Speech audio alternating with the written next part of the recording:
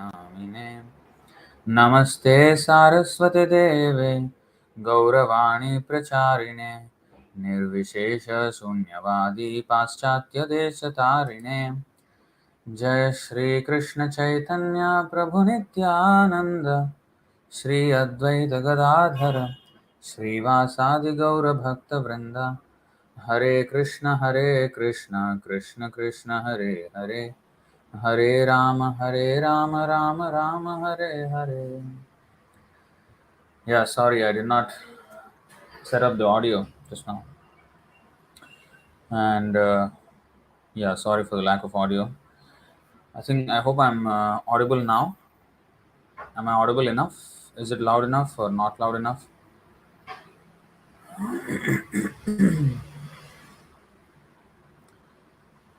So, this is chapter 9, text 15. The non-Mahātmā spiritual seekers. The Mahatmas are those devotees who completely understand the absolute truth. And the non-Mahatmas are those who are in that direction but not on the stage of Mahatma, or rather far away from that. Yes, loud enough. Okay. Thank you very much.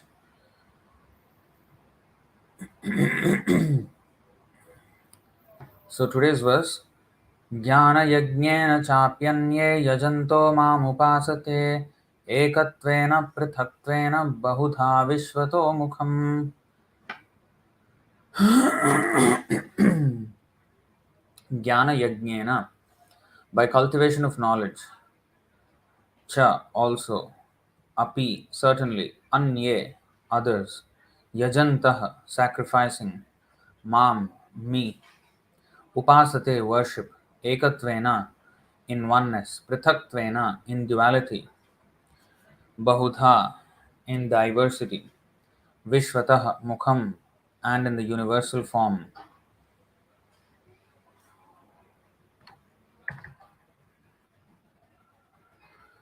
So, translation.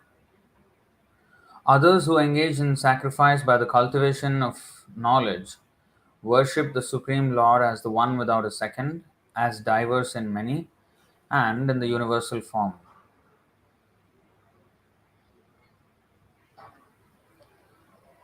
Purport. This verse is the summary of the previous verses. The Lord tells Arjuna that those who are purely in Krishna consciousness and do not know anything other than Krishna are called Mahatma. Yet there are other persons who are not exactly in the position of Mahatma, but who worship Krishna also in different ways. Some of them have already been described as the distressed, the financially destitute, the inquisitive, and those who are engaged in the cultivation of knowledge. But there are others who are still lower, and these are divided into three. 1. He who worships himself as the Supreme Lord, as one with the Supreme Lord. 2. He who concocts some form of the Supreme Lord and worships that. And 3. He who accepts the universal form, the Vishvarupa, of the Supreme Personality of Godhead, and worships that. Out of the above three, the lowest, those who worship themselves as the Supreme Lord, thinking themselves to be monists, are most predominant. Such people think themselves to be the Supreme Lord, and in this mentality they worship themselves. This is also a type of God worship, for they can understand that they are not the material body but are actually spiritual soul. At least such a sense is prominent. Generally, the impersonalists worship the Supreme Lord in this way. The second class includes the worshippers of the demigods, those who by imagination consider any form to be the form of the Supreme Lord. And the third class includes those who cannot conceive of anything beyond the manifestation of this material universe. They consider the universe to be the supreme organism or entity and worship that. The universe is also a form of the Lord.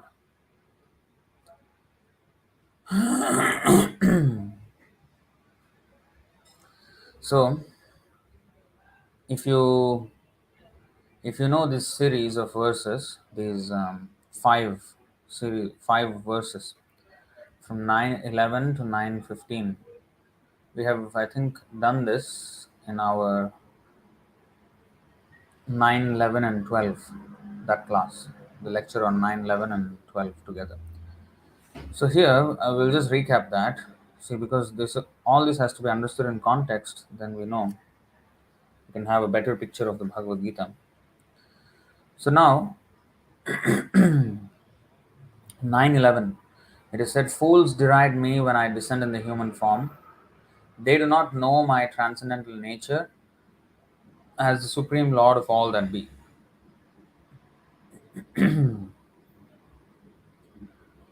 So these are atheists. Yeah? And then 9:12. So 9:11 is their conclusions about the absolute truth. They practically deny him. So what is the effect of such denial of the Supreme Lord is explained in 9:12. Those who are thus bewildered are attracted by demonic and atheistic views. In that deluded condition, their hopes for liberation, their fruitive activities, and the culture of knowledge are all defeated. So this is the position of these atheistic class of people. So they end in defeat. Everything that they do will end in defeat. Now you may say, no, some people are winning at life, they are making a lot of money, they're making huge strides in scientific advancement, they are prosperous, their countries are wealthy, they have much more developed economies. This is how we may see what is success. And we may doubt these words of the scripture saying, hey, what is this? They're all defeated. They're not defeated. So the defeat, these are temporary. If you have a little more money, if you can exploit people to a little more for a little more time than others, these are all temporary, uh, ups and downs of this material world. Temporary so-called success. The defeat that we're talking about in 9:12 is that everything will ultimately end in zero. Whatever they have created, whatever they have constructed, invented, discovered, everything will be lost with the passage of time. They will die, and then they go into the darkest region of hell. What if I am Einstein today, and then tomorrow I am, in next life I'm, say, a housefly? So what? How did I benefit from all my discoveries? So So this is the problem. They don't understand that there is life after death, and anyone who does not prepare for that is going to lose big time, uh, irrespective of his successes in this life, which are mainly actually um, attributed to past sinful or pious activities. It is according to karma that one gets one's successes or failures in life. Now you may say, "Oh no, that's not a fact. People have to work hard. They have to use their intelligence." Yes, but who? How does he get the determination to work hard? How does he have the intelligence? Who decides how much intelligence a person should have? Hmm? How strong-willed he is? We all know, if we have to have a strong willpower to, persevere in any direction, and but not everybody can have the same success. Why? Not everybody has the same determination. Not everybody has the same intelligence. Why? This is karma. So although one may know um, how to do or what to do, but if he doesn't do it, or if his circumstances do not afford him to do it, so he can't do it. Now we know that if we do some exercises every day on a daily basis, we can have a like a bodybuilder body. We can become a bodybuilder. But who does that and who does not? That depends on one's karma. Now you may say, "Oh no, this is where people won't put any effort anymore." If you say like that, everything is karma. No, it is not just that. People put efforts in different directions. Everybody is putting an effort, but they're putting in different directions. And according to sattva, raja, and tama gunas, according to their influence of the modes, they're putting their efforts and perseverance in that direction. Some people perceive it to be lazy.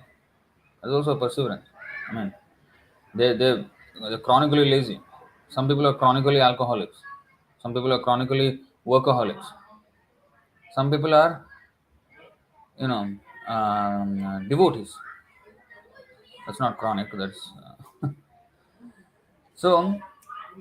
In this way, everybody has different interests, different views of life, and accordingly, he puts his effort. So, what determines one's views of life? That is the three modes of material nature. How I have associated, so I will develop my conceptions. So, therefore, association with the right kind of people is necessary. Who is the right kind of people? Satsanga, which is devotee. Devotee association is right association. Every other association is actually bewildering association. So that's 9:12. Everything will be defeated for the atheists. Now, in stark contrast, 9:13 and 9:14 explain the opposite end of the spectrum um, of character or of people who are the Mahatmas. The atheists are Naradhamas, lowest of mankind, and the highest of mankind, Mahatma. 9:13 and 14. What do they do? O son of Pritha, those who are not deluded, the great souls, are under the protection of the divine nature. They are fully engaged in devotional service because they know me as the Supreme Personality of Godhead, original and inexhaustible. Always chanting my glories, endeavoring with great determination, bowing down before me, these great souls perpetually worship me with devotion. So these are the activities, these are the understandings and conclusions and the activities of the Mahatmas, the top end of the spectrum. The bottom end of the spectrum are the Naradhamas, the atheists. Now 9:15 are in the middle, more towards in the other half. I mean, in the half of the Mahatmas. If you take a whole straight line, and half is the Daiva and the half is Asura, if we take. Because Dvaubhuta Sargo Lokesmin Daiva Asura Evacha Vishnu Bhakta Smrito Daiva Asurastad Viparyaha. Those who accept the supremacy of Vishnu, they are Daiva. Those who do not, they are Asura. Now, if you put that, they are the two kinds of people. And one straight line and half you divide it. And one half is Asura, one is Daiva. Now the Mahatmas are on the Daiva part and right at the extreme. They are the best. And Naradhamas, the atheists, the willful, perseverant atheists, they are on the other end of the spectrum, lowest of mankind. Now there are others who are not devotees, but who are kind of not staunch atheists. If they're innocent, if they are preached to by devotees, they may change their ideology. So they are although on the Asura section, but they are not right at the end. They are somewhere in the middle. And as much as their malleability is, that much they're closer to the center. And on this side, the Daiva side of the spectrum, they are the Mahatmas on the extreme, and in the middle, there are many kinds of worshippers. Some worship the demigod, some worship the you know what is that forefathers. Ghost worship is basically in the other side, almost, you know, tamogun, that is on the asura side. And some people have faith in just the universe. Many people nowadays say, "Oh, the universe is talking to me." The universe is not talking to them. So they they have this idea that the universe is a big organism. They treat it like that. But actually, we know that the universe is dead. It is only because of the Supreme Lord that the universe acts like a living being. It's like this body. Now you are seeing me on camera, on the screen. my body is, working right now. Now it is seemingly living only because of the presence of the soul. But actually, this body is dead. What you're seeing on your screen is a face of a dead body. I'm not being creepy, but it's not that I'm a ghost or something. But this is actually a fact that our body is always dead, just like our clothes. This cloth is dead. It does not. It is not alive. But wherever I go, this cloth also goes with me. So it appears alive. It is animated because of the presence of the soul. Similarly, this universe is animated and works in such tandem, works in such coordination that it seems that it's a living thing. And that is because of the Supreme Lord. And therefore, the Virat Rupa, the universal form of the Lord, is a device for meditation for the neophyte, for the very unenlightened, just a beginner who cannot fathom that the Supreme Lord can have a personality. They may choose to have such conception that the universe is all in all. But it's a very, very rudimentary, very undeveloped form of understanding and worship. Mother Nature, they say. Mother Nature. Natural causes. What is a natural cause? Um, if a mother gives birth to a child, that's natural for a mother. But what is natural is that the mother cannot give birth to a child without the semen of the man, without the soul being supplied by the man through the semen. She cannot give birth to a child. So when there's a natural cause, the natural cause seemingly of the child is the mother's womb, right? But actually, the mother's womb is not independent in doing this. Although she is, creating all the ingredients of the body, she cannot do that if there is no soul there, supplied by the father. So, Krishna, he impregnates the material world through the agency of Lord Shiva, and that's how the material world is impregnated with living entities. And not only living entities, but also the processes like the sunlight, the rain, all these things which the Western society has given the name of, some scientific nomenclature they will give. Oh, atmospheric conditions and this and that, or what is that? Meteorology, different. Geology. The same, different scientific, so-called scientific um, terms they use. Now, this word scientific is also a very deliberate word because they tried to, in the medieval times, like in the 15, 16, 1700s, 1800s, they started this movement, predominantly Christian, where they said anything modern. Recently, I was reading an explanation by a historian. Um, Her name is, I forgot the name. She wrote in a book, The Modernity, the origin of the word. How did the word modern come about? That modern now we know as something which is latest fashion or something like contemporary something. But every time, we are always, time is moving, right? So what is modern? In 2000, what was then was known as modern. Now 2023, now what is now is modern. So actually, what is modern?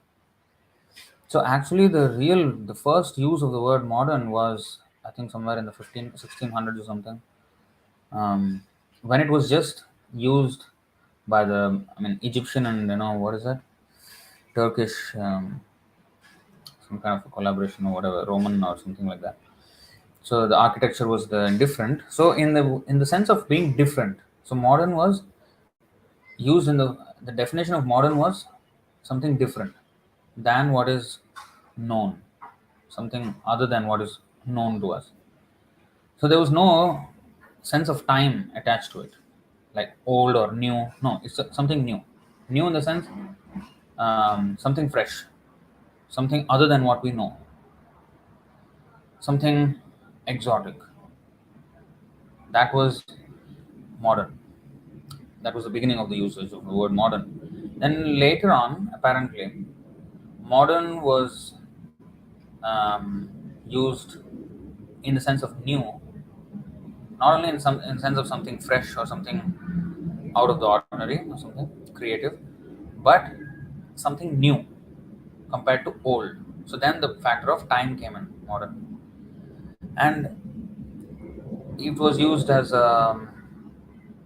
modern was used to compare the present with the past, sometimes deprecating the present and glorifying the past. And later on, I think from 1700 or something like that, there was one English poet who kind of started using it, and then he started using in the way where he's glorifying the present compared to the past.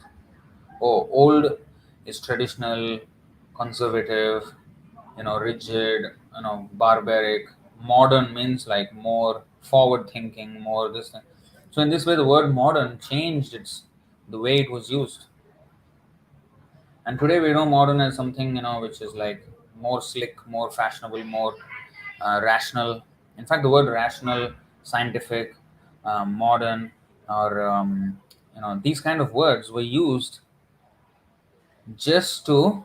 It was a good piece of writing, that was an essay where I read this, that European colonizers, when they colonized different places of the earth, they use these kind of terms to exert their superiority. Oh, they are more rational, as if whatever the rest of the people were doing was all irrational, was all some superstition, and they are scientific, they are rational.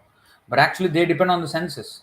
In our Vedic, um, way of looking at things or learning things, pratyaksha is the worst. We can't rely on it. That is the worst pramana. I mean, the most weakest pramana. Pratyaksha, Anumana, Aitihya, and Shabda Brahma. Shabda Brahma is revealed sound, revealed knowledge by the from the Supreme Personality of Godhead. That is the what is that authority, supreme authority on anything. But these people, they changed it, and they say Pratyaksha, seeing is believing. This came from that. This is a very very barbaric, or rather very backward way of seeing, looking at things, relying on our blunt senses, imperfect, defective senses. So, in this way, anyway, the word scientific came to be. And they have tried to explain natural causes by using words like nature and giving some scientific terms, law of gravity, or, things like everything has a scientific name, right? Like photosynthesis, you know, make it sound very scholarly, very well thought out, and very scientific, so-called rational, so-called intelligent way of looking at things. But this is where we are under the colonial mindset still. We have not gotten over that. The word scientific, modern, rational, these things make a lot of sense to us. But actually, if you look at it from the history of it, it makes no sense. It was a deliberate attempt to um, vilify vilify the indigenous knowledge systems in wherever they have colonized, and especially in India, where the knowledge system was our parampara system, uh, which is the best knowledge system in the world. And that was vilified, and then we fell for the trap. And in this way, we adopted that education system and that way of thinking. And in this way, now we think ours is backward, and the modern life is something which is you know an artificial facade of a life. So in this way, um, when we say natural causes and this and that, they are actually the laws of the Lord.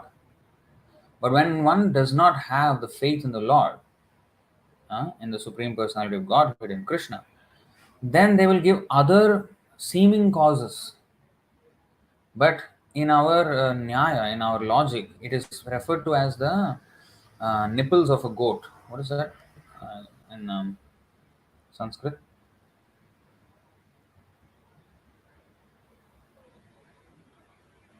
Ah, ajagalastana. Ajagalastana means the nipples on the neck of a goat. Now, nipples, one is supposed to get milk from the nipples, from the uh, udder of the goat or a cow. But the nipples on the neck of a goat, some goats have, like hanging nipples like this. They may look like udder, they may look like something which may give milk, but they don't. Or another nyaya is used, or sutra is used to describe this. What is that?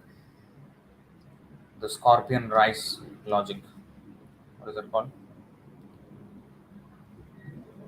Tandula Vrishchika Nyaya. Yeah.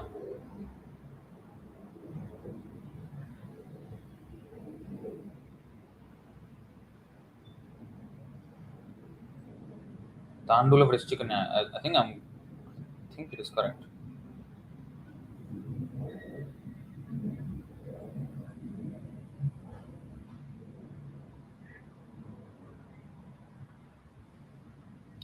Tandula Vrishchika Nyaya. I'm unable to take it out here. So that means the scorpions come out of the rice. Actually, scorpions don't come out of the rice. The scorpions lay eggs in the rice, and then later on the eggs hatch, and then the scorpions come out. It's not that the rice is giving birth to scorpions. So, similarly, we may assign some names or some phenomena, so-called scientific phenomena, to explain certain things. But actually, it is the will of the Lord. That's all it is. We may call it different names, but ultimately it is the will of the Supreme Lord. That's all it is. So, those who say universe, others who engage in sacrifice of knowledge, others who engage in sacrifice by cultivation of knowledge, worship the Supreme Lord as one without a second, as diverse in many and in the universal form. So, these kinds of people are the lowest. Of these, in fact, in the purport, Prabhupada explains that the Mahatma is at the extreme, he is the best of the human beings, who has understood or surrendered to Krishna. Below that, they are the pious living entities who approach the Supreme Lord but with a material motive. It is not pure devotional service, it is not recommended for devotees, but it is something which the materialists on in their transition phase to devotional service, they come to that stage where they approach the Supreme Lord but with material motives. And those are referred to in the purport today, and that is explained in the 716 verse. चतुर्विधा भजन्ते मां जनाः सुकृतिनोऽर्जुन आर्तो जिज्ञासुरर्थार्थी ज्ञानी च भरतर्षभ. O best among the Bharatas, four kinds of pious men begin to render devotional service unto me: the distressed, the desirer of wealth, the inquisitive, and he who is searching for knowledge of the Absolute. So these are all progressive. But even lower than this, these are, eventually, as you know, तेषां ज्ञाने नित्ययुक्त एकभक्तिर्विशिष्यते प्रियो ज्ञानिनोत्यर्थम अहम स च मम प्रियः. Of these, the one who is in full knowledge and who is always engaged in pure devotional service is the best, for I am very dear to him and he is dear to me. All these devotees are undoubtedly magnanimous souls, but he who is situated in knowledge of me I consider to be just like my own self. Being engaged in my transcendental service, he is sure to attain me the highest and most perfect goal. See? And then he says this: Bahunam janmanamante jnanavan mam prapadyate vasudevah sarvamiti sa Mahatma sudurlabhaha. After many births and deaths, he who is actually in knowledge surrenders unto me, knowing me to be the cause of all causes, and all that is such a great soul is very rare. So this is Mahatma, and the people who leading up to the stage of Mahatma. Now, actually, although this is mentioned here like this, that the materialistic devotees and then the Mahatmas, it takes quite. There's still a huge difference between materialistic devotees and Mahatma, but at least they are on the diverse spectrum of the people. At least they accept the authority of God.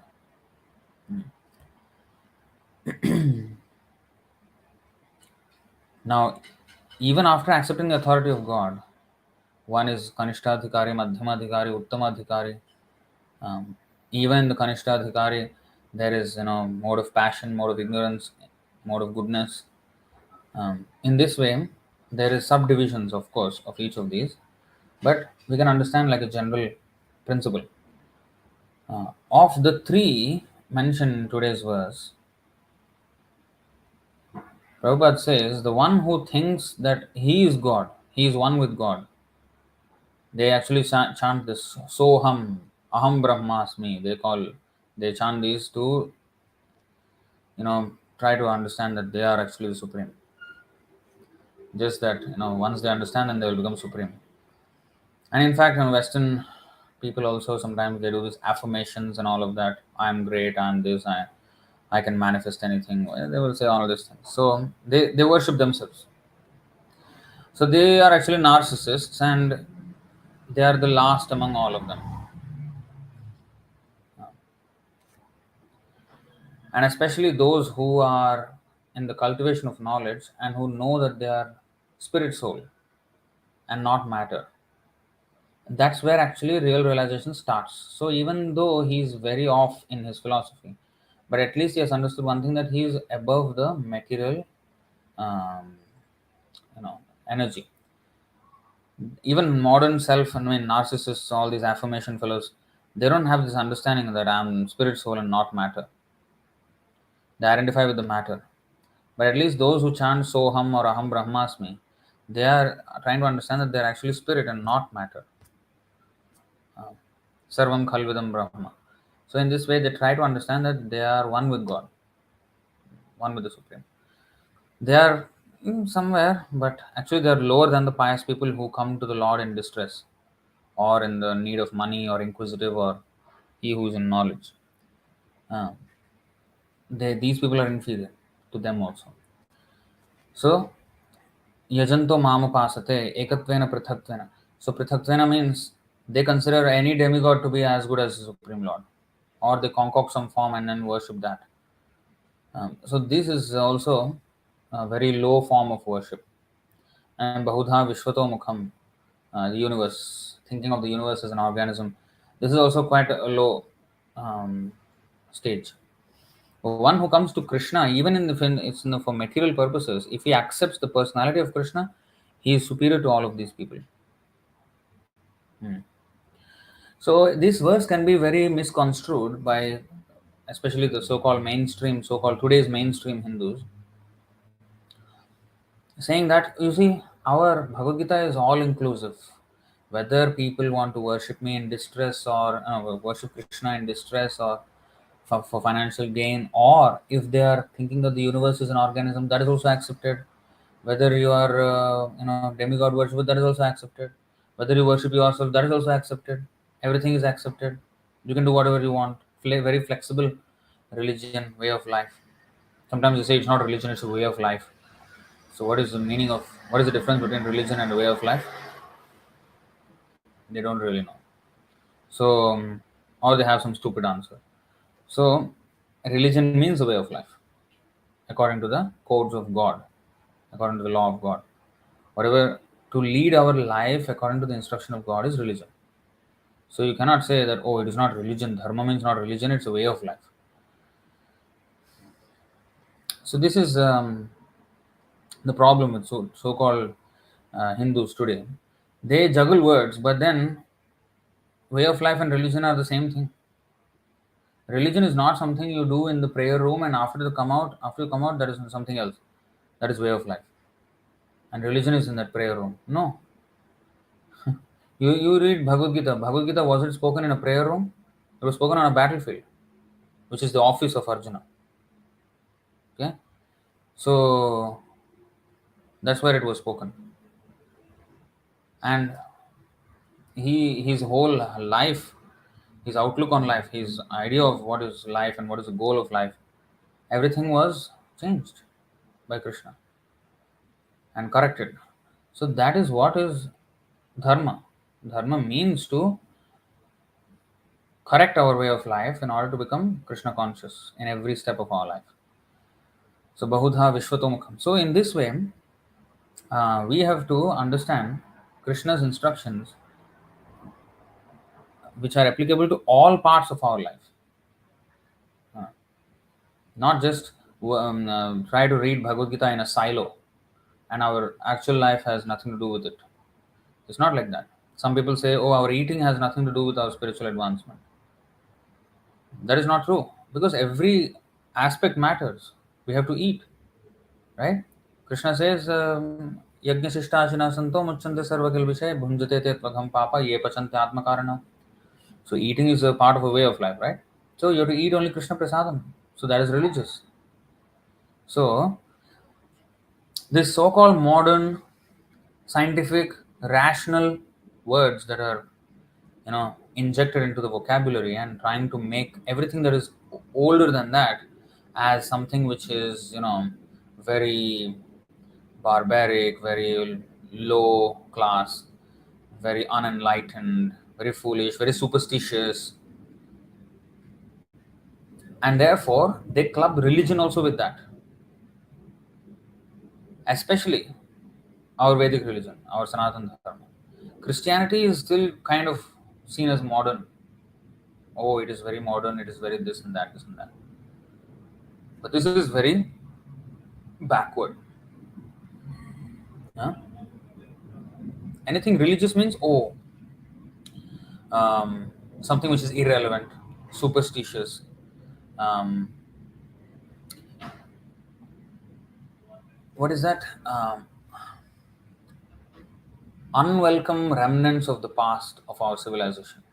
That is what religion is today treated as. An unwelcome remnant of our civilizational past, which is something to be tolerated, something to be subtly and systematically silenced in due course of time, and set the civilization to a stage where religion is not a main aspect of society. That's what they want to bring it to. And that is exactly the atheistic propaganda. Our education today has nothing to do with God. Yeah? And we don't even know, if not for Srila Prabhupada, how would we know what is actually what? And if not for, even ours is a pure devotional movement. Uh, there are other movements which are not, again, which classify not as, they're not meant to churn out Mahatmas, but somewhere on the spectrum, somewhere low.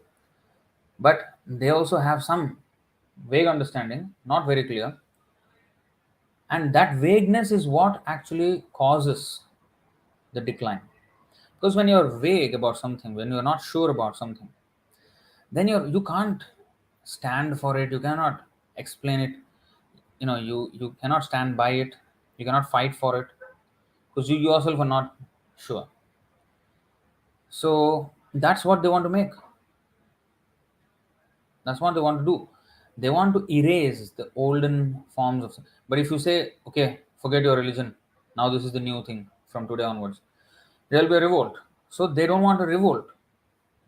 So they want to silently keep it on. I mean, kill it. How they do it?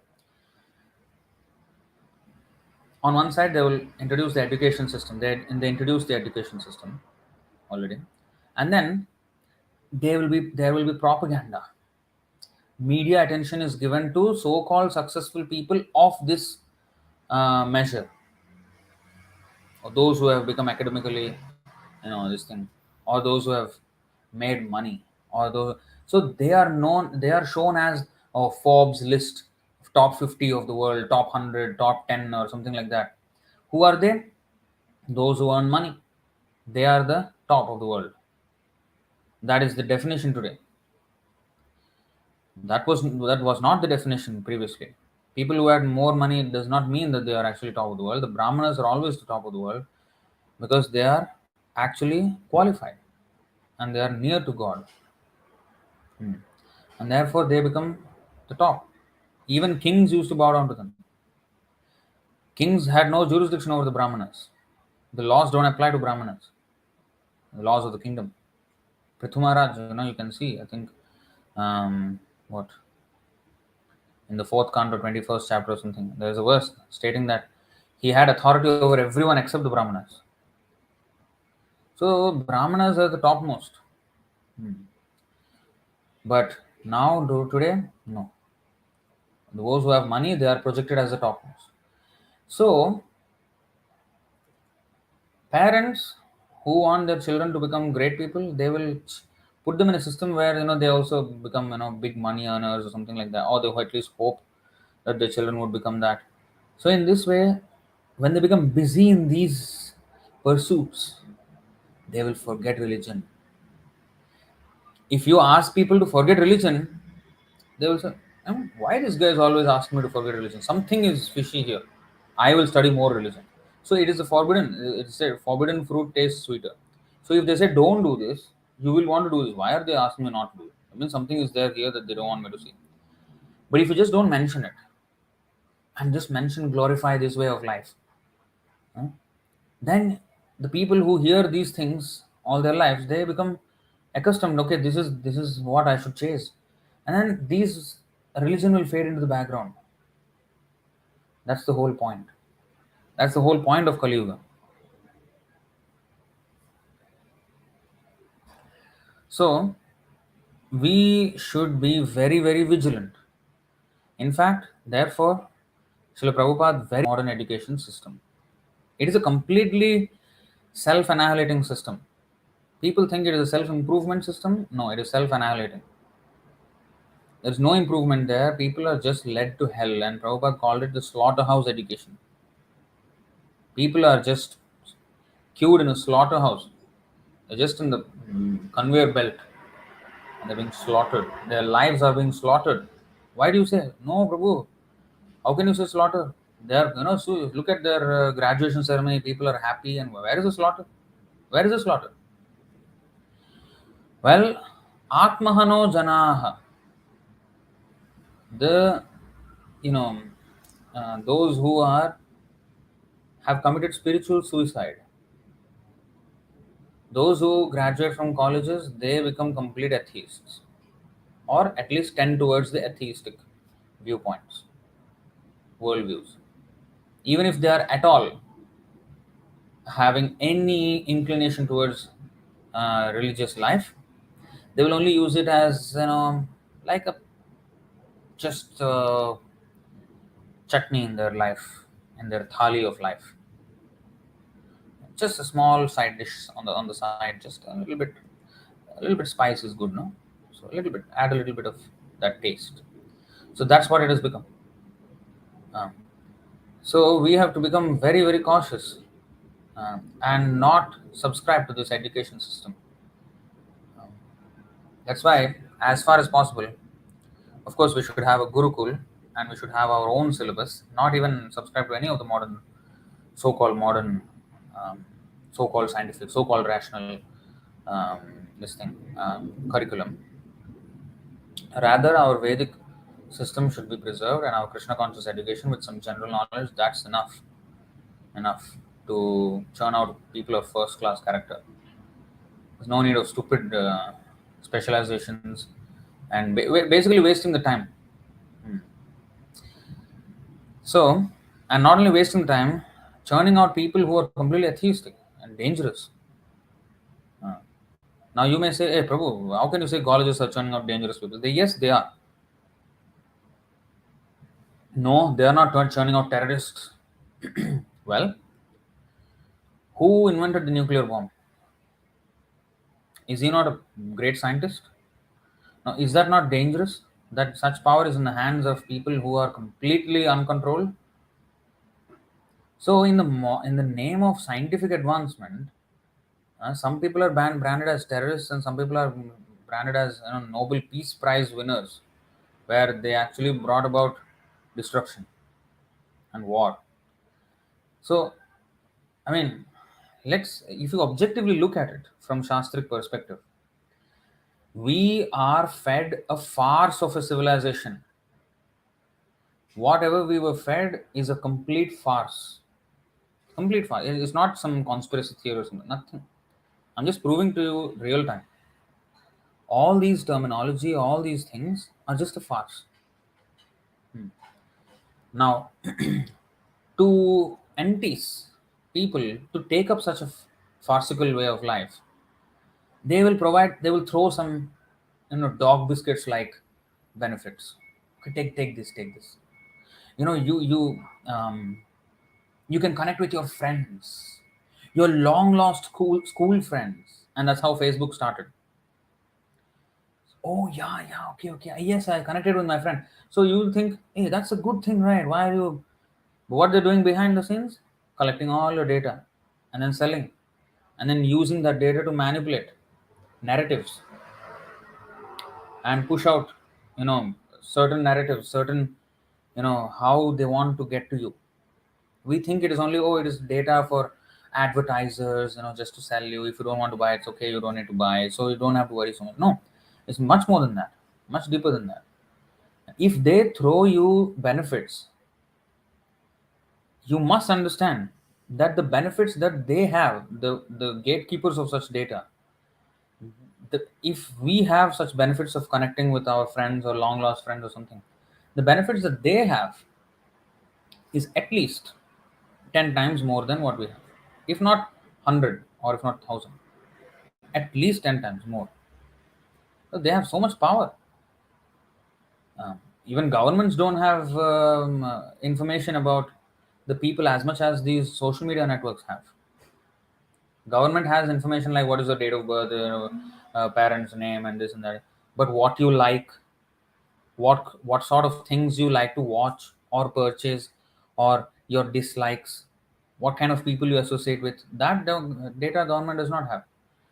And now with the social media networks, they're partnering with governments, and government is actually having some two-way kind of communication with the social media, and they are pushing certain narratives through the social media, and they're also harnessing troves of data from the social media, and they're using that to manipulate the narratives, manipulate the access and everything.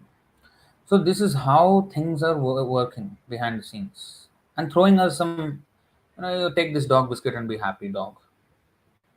So we are falling for the trap. Hey, see, it's so good, with the technology you cannot have a live stream. You know, we are basically using their strength, whatever they are, um, uh, like in judo, martial art, you use the opponent's strength to defeat him. So we are using their strength, whatever their powers they are exhibiting, we're using that to counter their own ideologies. But that's another thing. It's not that because of live stream now our Krishna consciousness movement is, we are able to speak and all this. No, if there was no live stream, it was if there was no social media, people will be more I mean, there is a more chance of being Krishna conscious.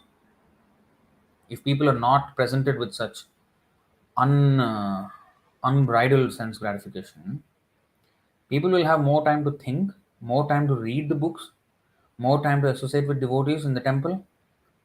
They'll have more meaningful lives. But now, no. So we are just making use of a bad bargain, bad situation to, okay, broadcast our thing. But this is not the ideal situation. This is not what we want to be doing all the time. Given a chance, we have to advance more and more and more, and the entire population must become Krishna conscious, and then the world will be peaceful, very peaceful. Huh? So we have to be very aware and awake to this programming that we are being fed by Maya, by the agents of Kali Yuga. And we can only be, vigilant if we are, you know, always in touch with our Shastra and have confidence in the statements of the Shastra. Have faith.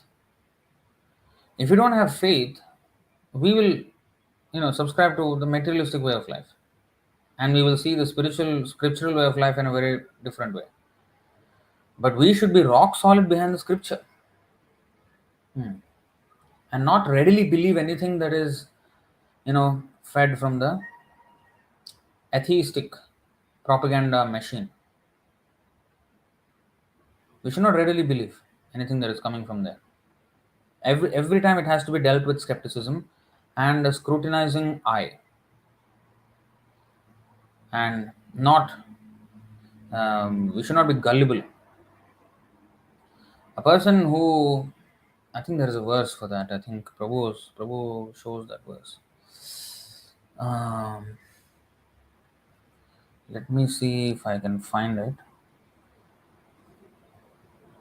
I think there are a couple of verses, both of which the numbers I don't really remember. Hmm.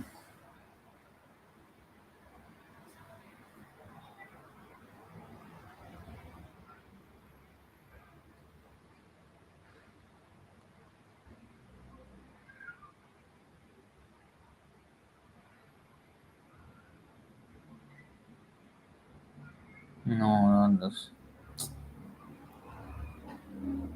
So, the point of that verse is that these materialistic or these ideologies don't bewilder a self-realized soul. We actually don't realize how much entrenched we are by materialistic propaganda, in materialistic propaganda, that we think we know something, but actually, what we think we know is only a fodder that we were fed by the atheistic propaganda machine of Kali Yuga. So that's why this idea of nature, universe, these are all signs of atheism. Although a tinge of theism is there, but it is coming vastly from a place of atheism.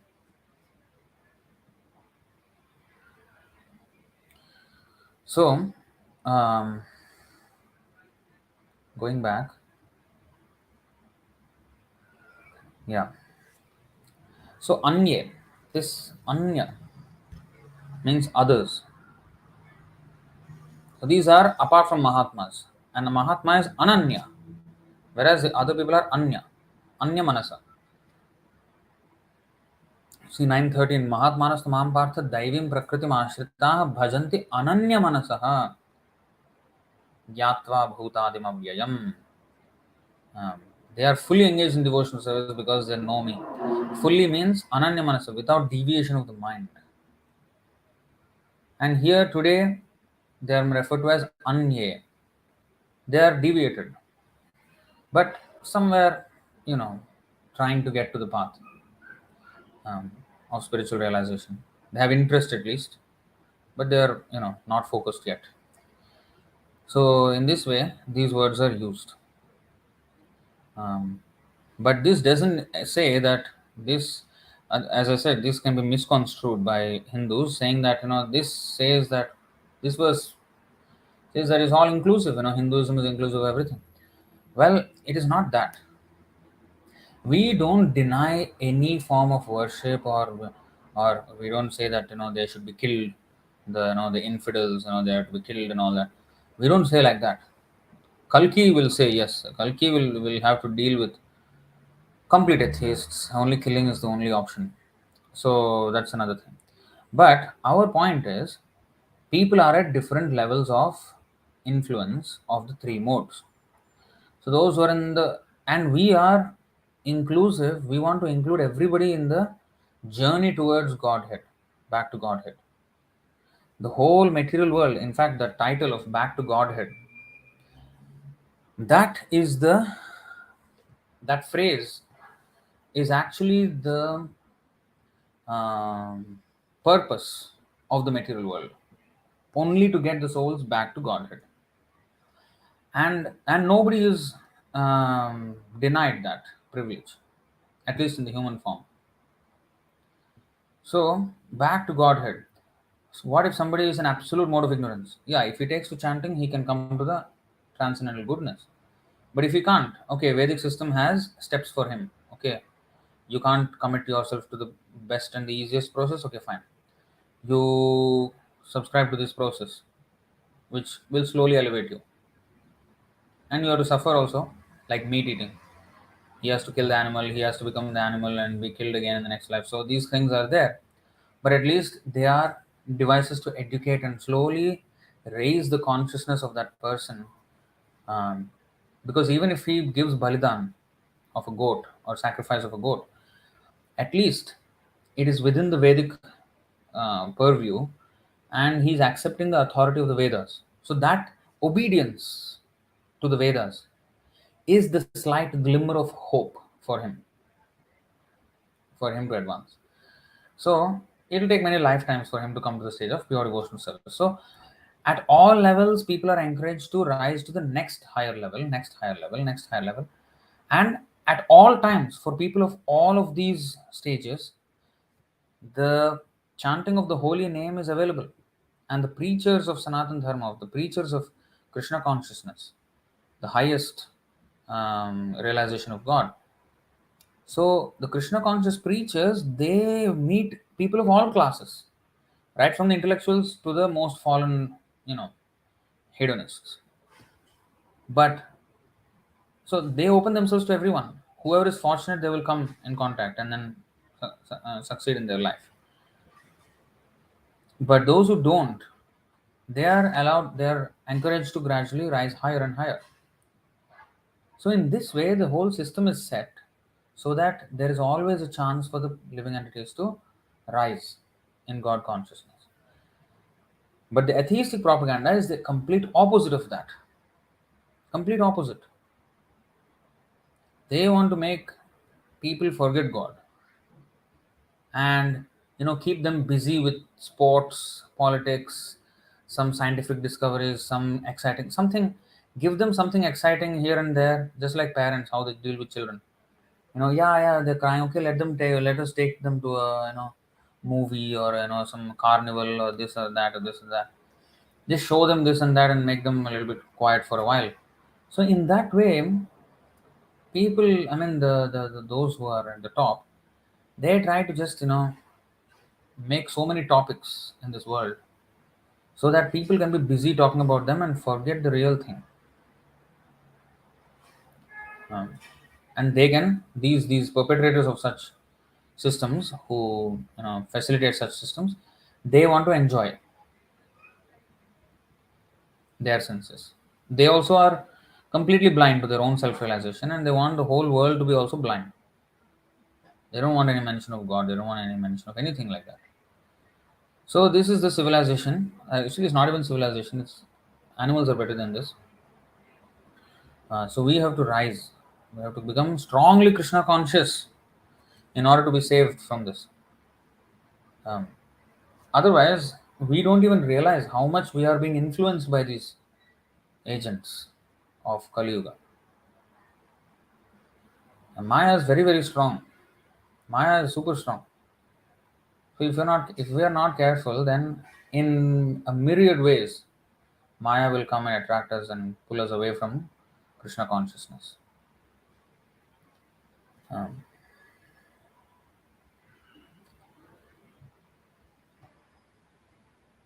and the easiest process in this material world is Krishna consciousness, and even in Krishna consciousness, the chanting of the holy name, easiest thing that we can ever do. Open our mouth and chant the Hare Krishna Mahamantra. If we choose not to do that, then we have to take to all kinds of troublesome processes. This today's verse, all this ekatvena, pṛthaktvena, bahudhā, viśvato-mukham, all these people are taking a very troublesome process, and that is explained here, 12.5 of Bhagavad-gītā. क्लेशोऽधिकतरस्तेषाम् अव्यक्तासक्तचेतसाम् अव्यक्ता हि गतिर्दुःखम् देहवद्भिरवाप्यते.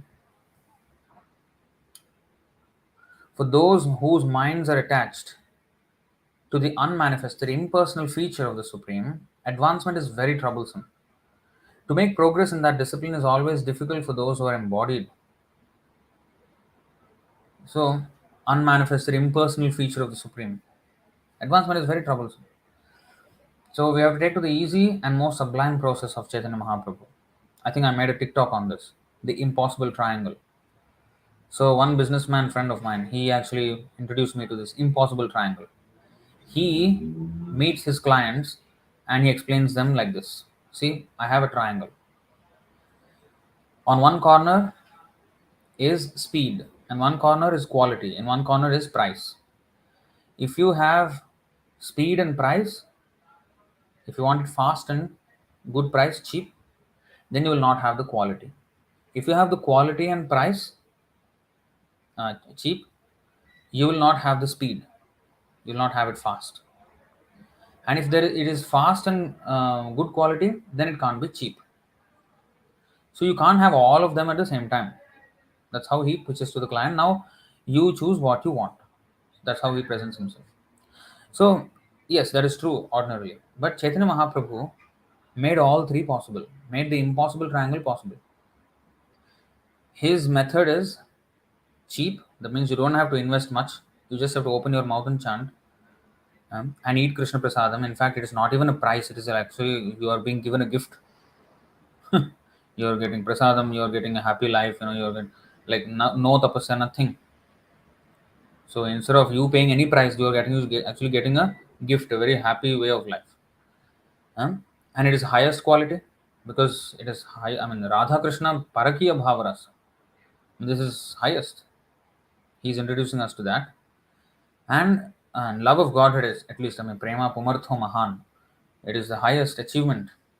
So he is giving the highest with not even a price. I mean, by giving a bonus gift. And it is fast at the same time. In this one lifetime, we can make the complete change. So we have to take advantage of this unique opportunity that we have.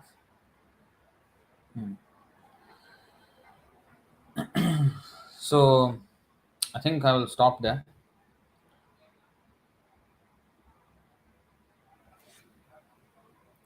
Any questions or comments on this topic?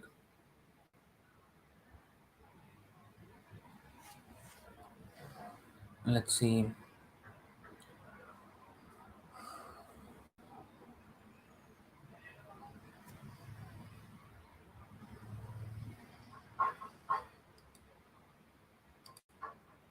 Abhimanyu Sharma.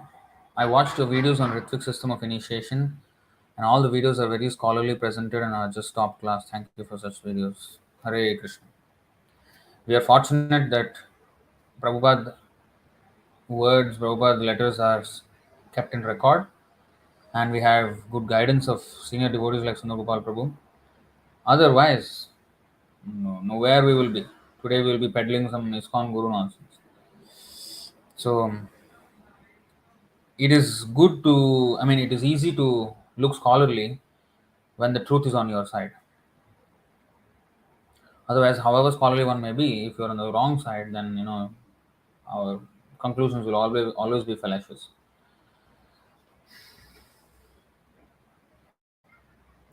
We're fortunate to be at least on the side of the truth, and now we have to work towards um, establishing a solid movement.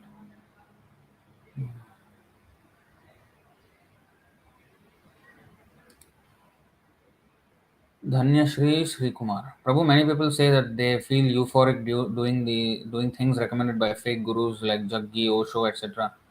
Why would they feel that way? Does it have any value, Prabhu? Euphoric. Okay, they feel something wonderful, this and that, this and that. So we have to test. Is that what is the goal? To feel some euphoria for a moment. And then at the same time, I don't understand who I am. What is the meaning of euphoria if I don't understand who I am? A drug addict is also having some euphoria and doesn't know who he is. I must know. There should be knowledge attached to it. There should be solid knowledge. And that is only possible in Krishna consciousness. These people are giving some kind of experience, this and that. I don't know what is the experience they're getting, but they're all foolish. They don't know what is God actually. He himself doesn't know who is God. That's why we call him rascal. Hmm? Not simply we call people rascal. Not just we like to call people rascal. No. It is Krishna's definition of a rascal and he fits the definition and so he is a rascal. But Krishna's definition of rascal is what? Huh? Namam dushkritano mudha prapadyante naradhama. They don't surrender to Krishna. They're against Krishna's authority. And that's what Sadhguru is doing. And therefore he is rascal. Krishna defines the word rascal. What is the behavior of a rascal? Now somebody's behavior matches that behavior. So of course he should be called rascal, right? So we are not calling people rascal whimsically. He authorized rascal.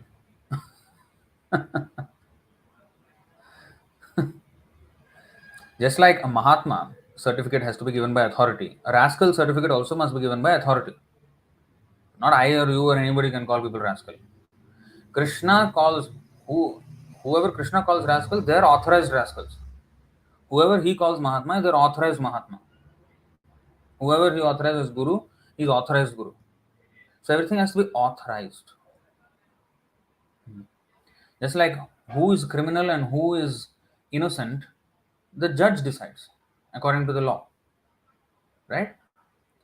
Not that only criminal he decides and then who is innocent somebody else decides. No, the judge himself decides. So similarly, Krishna is the judge and he decides who is rascal and who is Mahatma. So no matter what experience people may have, during Bhaktivinoda Thakur's time, there was Bishaki Sen, who was actually a yogi, some tantric yogi. So, but he could do wonderful things as well. That's cheap wonderful. What is that?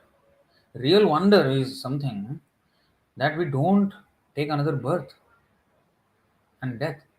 That he cannot guarantee. He himself is going on a cycle of birth and death, and his followers also. So he has zero clue of how to get out of the cycle of birth and death. So that is the real thing. That is the real deal. That's how we have to judge. Krishna did not do some euphoria on the battlefield.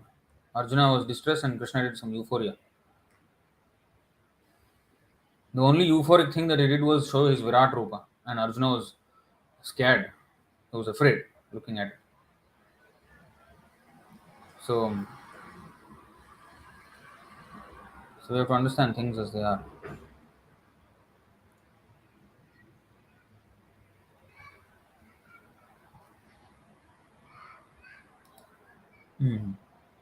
Prabhu, if senses mislead us, why has God given us senses? And how is it natural for someone to deny their senses and accept another authority? And how do we know that authority is not misleading? So, we doubt every authority in this material world because nothing has been um, worthy of our faith. Because here everybody is defective. So, we always are skeptical in having our faith in anything. Um, so, we are not asking people to accept another authority, just any other authority. No. God. A God who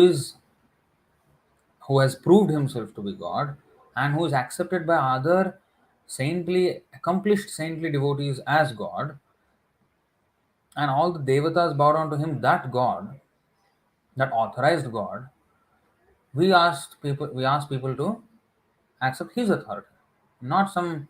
That's why Arjuna said, how did Arjuna say? Krishna, I accept whatever you are saying. People will criticize him. Arey, yaar, this guy is just a chela. He is saying that, oh, I will accept. He's simply a brainless yes man. But this is why Arjuna, he knows what kind of rascals will come in Kali Yuga. So he said, Arjuna uvacha, param brahma param dhama pavitram paramam bhavan purusham shashvatam divyam adidevam ajam vibhum. You are the greatest, you are the purest, you are the supreme abode, you are, the original person, you are source of the demigods, you are unborn, you are the greatest.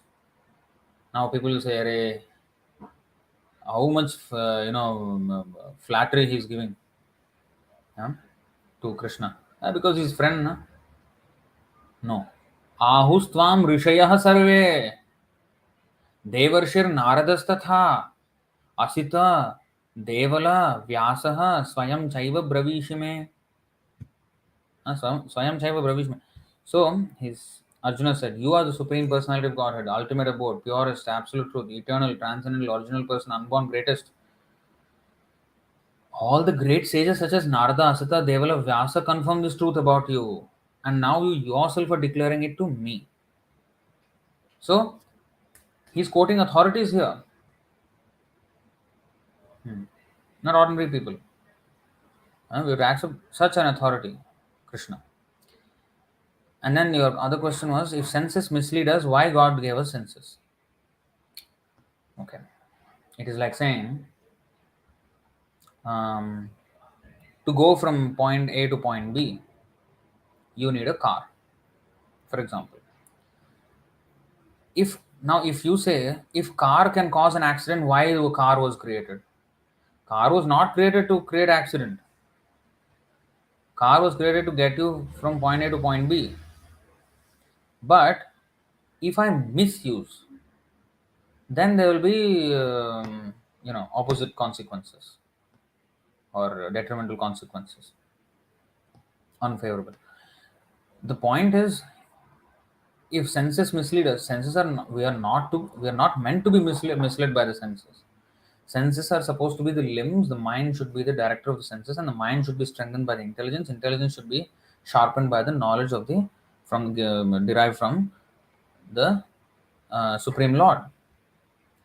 So then intelligence will become strong, sharp, and intelligence will control the mind will control the senses, and that's how we are supposed to live as a Goswami.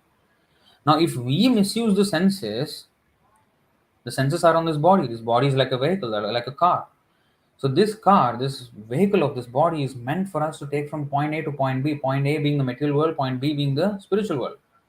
The human body is a perfectly constructed vehicle to take us there. And it has senses, powerful senses, so that such senses can be used in Krishna's service adequately. But if we don't use it like that, then the senses will mislead us. So just because car is there, powerful car, why such powerful car? If we go to fast speeds or such power, there can be accidents. No, accidents can happen if we don't drive properly. Whether it is powerful or not powerful car, if I drive it like an idiot, then of course there's going to be an accident. So our developed senses are meant to hear about Krishna, to understand the glorifications of Krishna, how beautiful verses are there and all this. How can a dog understand such the depth and the all these verses? So to even hear, even speak those, utter those verses or understand those verses, how much intelligence we need, and Krishna has given us that in the body of a human being. But of course, with anything that is powerful, there is also the other effect.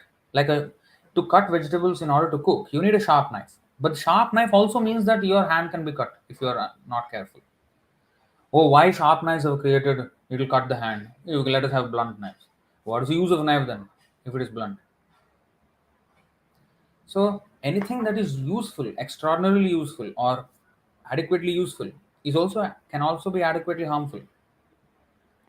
So with anything that has to be, if it has to be put on good use, then there is proportionate amount of bad things also can happen. For example, plane. An aeroplane takes us from one place to another, very fast. But also, if it crashes, there's almost zero chance of escape. Whereas, if you ride a bicycle, of course, if you ride in a road where all kinds of heavy vehicles are going, you can die also. But if there is only bicycles in the world, the amount of accidents won't be even close to what is going on today, right? Or if you have horses almost will never collide into each other. They will see the horse and themselves will stop. So the vehicles used to be living beings. But then it changed into now machines and metal and all that. But anyway, the point is this: that the more power you have, the more destruction also that can cause. So that is always there. So if you become Krishna conscious, the same powerful senses can be used powerfully in the service of the Lord. And we can see this in the lives of pure devotees, how powerfully they engage in Krishna's service using all of their senses. And you have to take inspiration from that. Instead of being instead of fearing the power of the senses, we should take shelter of Krishna through the spiritual master, through the association of devotees, and then we can get the strength to engage our senses in Krishna's service. Next. Abuji, I'm really curious on your views on scientists who are religious, follow the Gita, etc. Are those scientists bad people? Anyone who accepts Krishna is not a bad person, but if he is really a pure follower of Gita, Bhagavad-gītā, he will not waste his time in science. Well, this is my own personal experience because I was a science purist in my teenage years. I When my classmates were studying for entrance exams and how to pass them and get into some engineering college, I hated that. I wanted to learn science only for the sake of knowing. Of course, when you grow older, you will not have the luxury of, you know, a father providing for you, and you have to fend for yourself, and you need money and you need a job and all of that. So, being a teenager, I was still maintained by my father, and I did not have this idea of how difficult it would be when I am on my own. Um, and therefore, probably, I was thinking in this way that I never wanted to have, or I never wanted to study science to get a career. No, I wanted to learn science to find out the truth, find out the formula for the universe, one mathematical formula which can explain everything. I wanted to find that, or some principle which can explain everything. So I was always in the quest of that. I'm not saying I'm a big, bada top. No, I'm just saying that when I got the Bhagavad-gītā, at that time I was reading Einstein's theory of relativity, theory of special relativity. I hadn't got into the general theory of relativity yet, special theory of relativity. So I was studying that and trying my little bit about quantum physics. Not much, I just was trying to get into that. At that time I got the Bhagavad-gītā. Lucky. Krishna saved me. So once I got the Bhagavad-gītā, I started reading. All my scientific, whatever, curiosity was there. Everything was explained in the Bhagavad-gītā. And I had much more than what I asked for. So a real scientist, if he's really interested in knowledge, when he meets Bhagavad-gītā, he will end his quest. Now, ours is Vedanta. Scientists, they are trying to find out something, find out something, find out something. But we are at the culmination, at the zenith, at the apex of all knowledge. We have reached the culmination of knowledge. So after that, why would I want to pursue something which is lower when I've already climbed higher than that? That is the feeling I got when I read the Bhagavad-gītā. I lost interest in the so-called physics and mathematics and all these things. Because here is something far greater than all of that. And explained in such clear language that it transcended the so-called logic of, so-called mundane logic. It was transcendental logic presented by Srila Prabhupada in his book. So, if somebody is a scientist and still maybe he's doing it for his livelihood in order to maintain his family, in which case I wouldn't judge him. But if he's really interested in the science that he's doing, then I don't think he's very advanced, or he has not invested enough time in the reading of Bhagavad-gītā, in my honest opinion. Not in my honest opinion, it's actually the fact. because bhakti pareshanubhavo viraktiranyatra chaisha trika ekakalaha. When you get devotion, you get virakti for everything else. Virakti means disgust, complete disdain for any other so-called glorified process in this material world. So that is the symptom of a person who is Krishna conscious. If he is still attracted or attached or excited at the prospect of some material so-called advantage or discovery or some kind of thing, then means he is spiritually not very you know strong. That's explained here. Srimad Bhagavatam 4.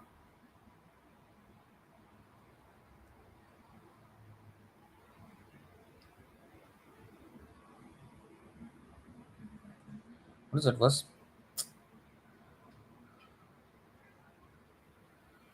Um, Navyavadhridaye yajño.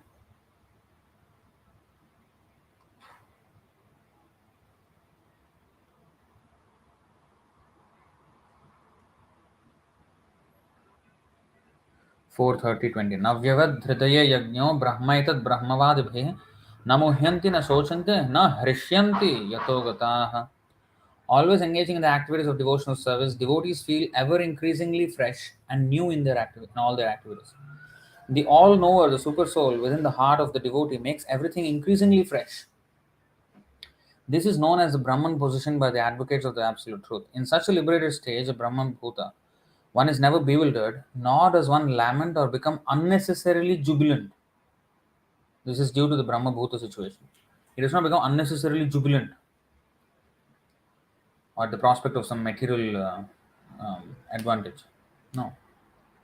So, if he is a scientist, then if he is religious, if he is Krishna conscious, seriously, he should not have too much interest in so-called science, materialistic science. Or he can use his scientific credentials to preach Krishna consciousness positively. Challenge the so-called modern science and defeat them. That's what Prabhupada wanted of his so-called scientist disciples. He wanted them to present to the scientific community how their science is flawed and present the scientific nature, the real scientific nature of our Vedic philosophy from Bhagavad-gītā and Srimad Bhagavatam. That's what we should do. Saurav, senses is the part of illusory energy that is Maya, Prabhu. Someone is bona fide if they are speaking Shastra as it is the Guru Parampara system. Yes. Can you explain what is the meaning of Om mantra if someone chanting just Om, where they will go? So, Omkara is, although Pranava Sarva Vedeshu, he says, Krishna says, I am the Om, Omkara. But the Hare Krishna Mahamantra is personal, whereas Om is impersonal. People, those who chant Om, it's not, of course, our Jiva Goswami has given an explanation about Om, which is A means the Supreme Lord, O means the, think, wait, let me actually.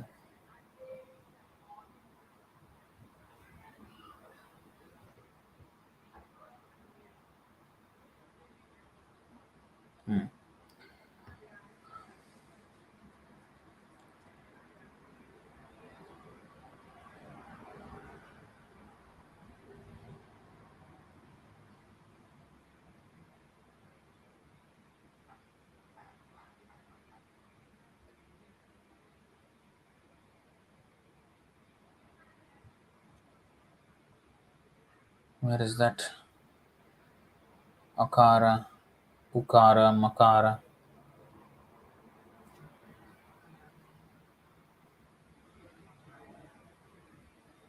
Huh?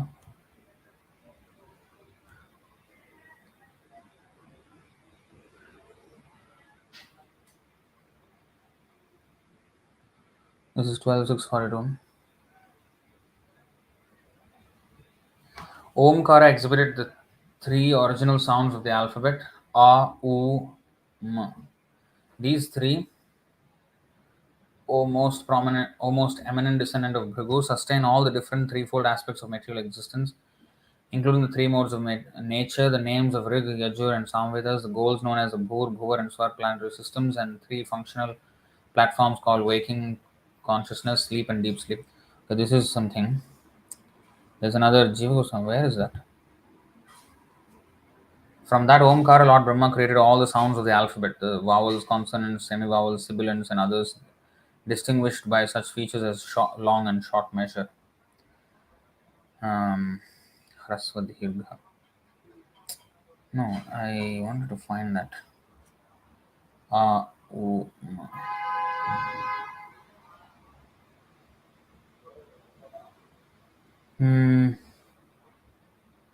Jiva Goswami, there's a.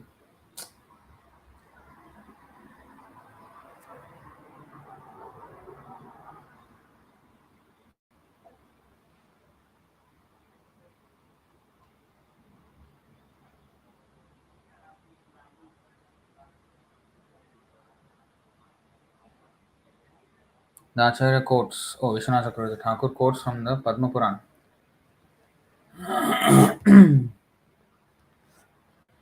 अकारेणोच्यते विष्णुः श्रीर उकारेण कथ्यते मकारस्तु तयोर्दासः पंचविंशः प्रकीर्तितः. In the mantra Om, the letter A signifies Lord Vishnu, the letter U signifies the goddess Sri, and the letter M refers to their servant who is the 25th element. 25th element is the Jiva. This is from Padma Puran. There's another verse also, anyway. U is Radha, something like this. But anyway, this is the actual explanation of Om. But another place, Prabhupada says that in the letter, I think, Prabhupada explains that those who chant Om are, it's impersonal. Whereas when you say Hare Krishna, Krishna Krishna, Hare Hare, Hare Rama, Rama Rama, Hare Hare. When many people say, even Hindus, that Om has more than 700 meanings or something like this. Actually, not so. Some are expansions of the original meaning. But anyway, so people can interpret in their own way. Whereas when it becomes Hare Krishna, Krishna Krishna, Hare Hare, Hare Rama, Rama Rama, Hare Hare, there's no ambiguity.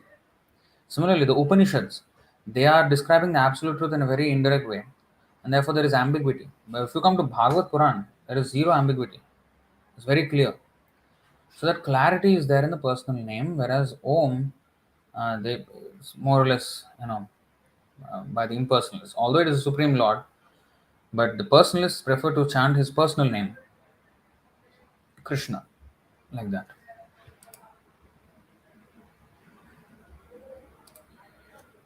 I have dealt with a lot of popular narcissists who everyone sides with them. I don't know how I should deal with them. Do you have any advice?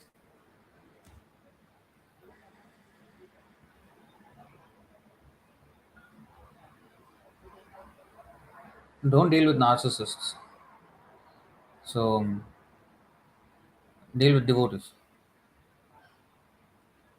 Huh? That's all I can say.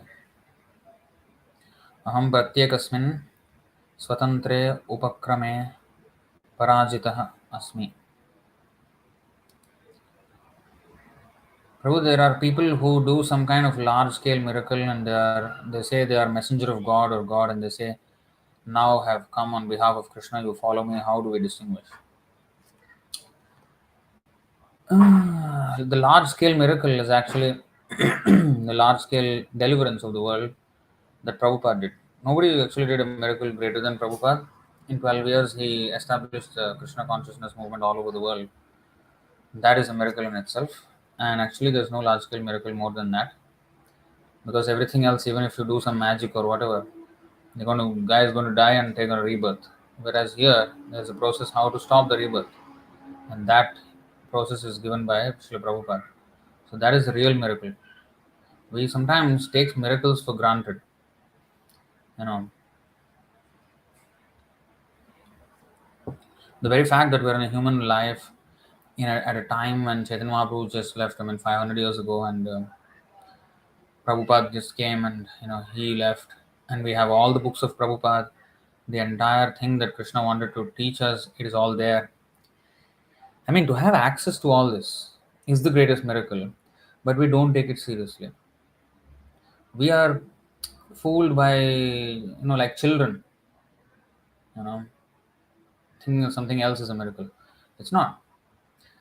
you know, it reminds me of that story where Balabhadra Bhattacharya, in Chaitanya Charitamrita Madhyalila, 18th chapter, 99 to 101, 101st verse, where Balabhadra was with Chaitanya Mahaprabhu as his personal servant, but when people were saying, "Oh, I'm seeing Kaliya, Krishna and Kaliya in the snake, in the water, in the river or the ocean," and everybody was, going there and in the night looking at that Krishna Kaliya Leela, but actually it was a boatman with a light, with a lantern, and then he was actually riding a boat trying to catch fish.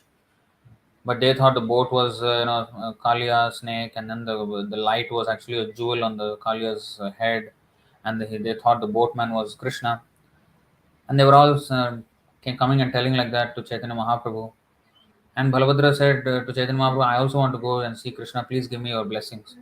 Chaitanya Mahaprabhu slapped him tightly.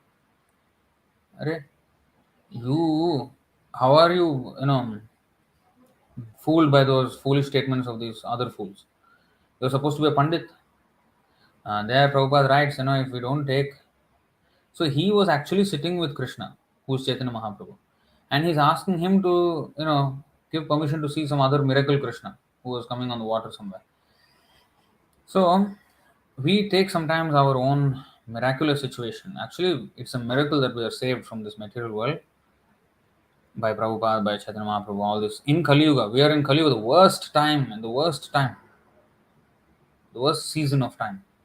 And in this, we had, 8.64 billion years once Chaitanya Mahaprabhu comes. And Chaitanya Mahaprabhu just came 500 years ago.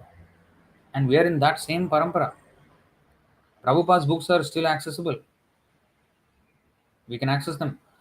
So, is that not a miracle? To be born in that point, which is once in 8.6, 8 point what? 64 billion years once. That is actually a miracle. So let's be, sometime, I think many years back, I think in 15 years back, there was this incident, I think in 2008 or something, when Krishna was, the idol, the Murti of Krishna. They used to put a spoon of milk and Krishna would drink. The spoon would become empty, spoon would become empty every time. And they tried all over India. It was, everybody was getting that, and everybody was so, like excited. Wow, Krishna is drinking the milk. And somebody showed me the video also at the time. I said, why are you so surprised? So you don't have faith that every day Krishna is actually drinking the milk here? In the evening we are offering him milk, and in the morning 7 times we're offering different things. You don't have any faith that he's taking anything here? The fact that he's actually taking and giving us back everything, that is more of a miracle than he taking it and not giving us back. When the milk was put in the Krishna's murti, Krishna was taking on the milk and no milk was there in the spoon. That is our way of eating. But Krishna's way of eating, he eats and then he, leaves it there for us to eat as prasadam. And that will help us conquer our tongue and our senses and our mind and all these things. And that's what the prayer is all about. Sharira vidya jal jadandriyata ekal jive fele vishya sagare tar madhya jihvati lobhomoy sudhurmati takishita kathina samsare Krishna bada doyamay koribare jihva joy सब प्रसाद अन्न दिलो भाई छह अन्नामृत पाओ राधा कृष्ण गुण गाओ प्रेमिडा को चैतन्य Nitai. So this prayer is all about that. It's glorifying that miracle of prasadam. But that is not present every day. I have eat. So one day Krishna is drinking milk. Oh, I said, if other people are, excited about it, I don't, okay, I can understand. But why you devotee, why you're excited about it? Of course, Krishna does these things to instill some faith in people. But the thing is, those who are already having faith, they should not be looking at it as if something, huge miracle. They are supposed to be above that. They should already have faith that Krishna is eating and they have to be honoring that. Only those who are atheistic find it something wonderful. You mean Krishna cannot do? So that is the thing.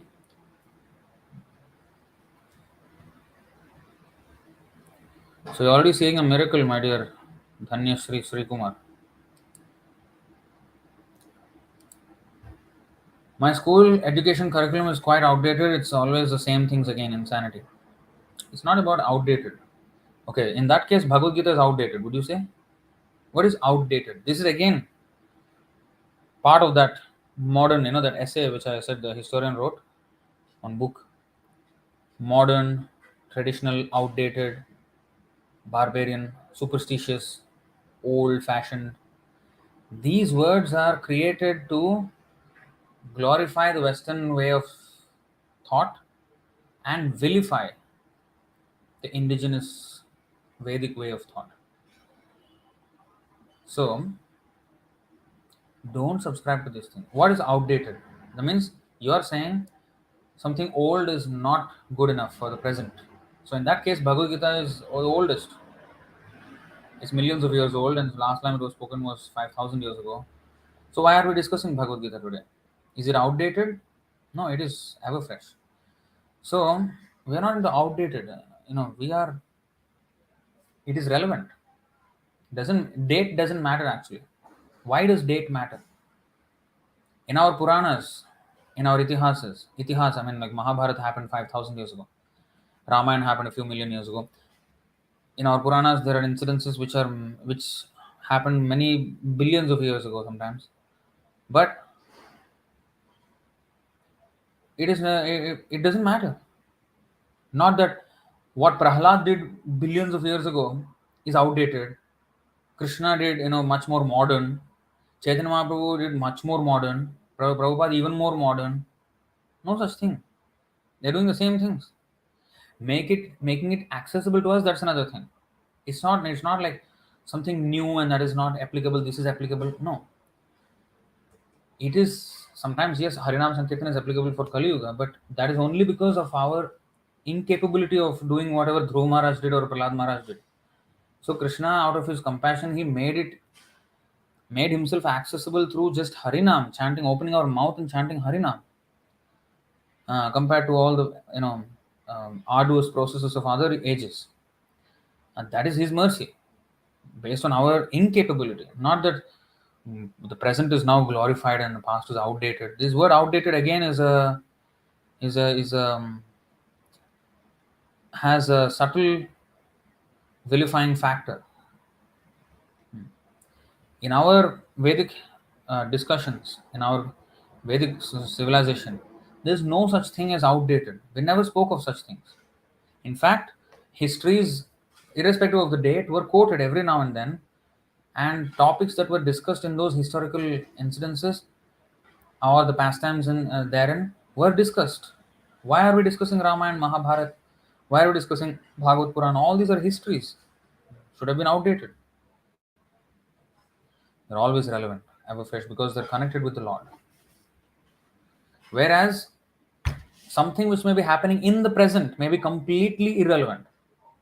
In fact, all that the world is doing today, our education is irrelevant.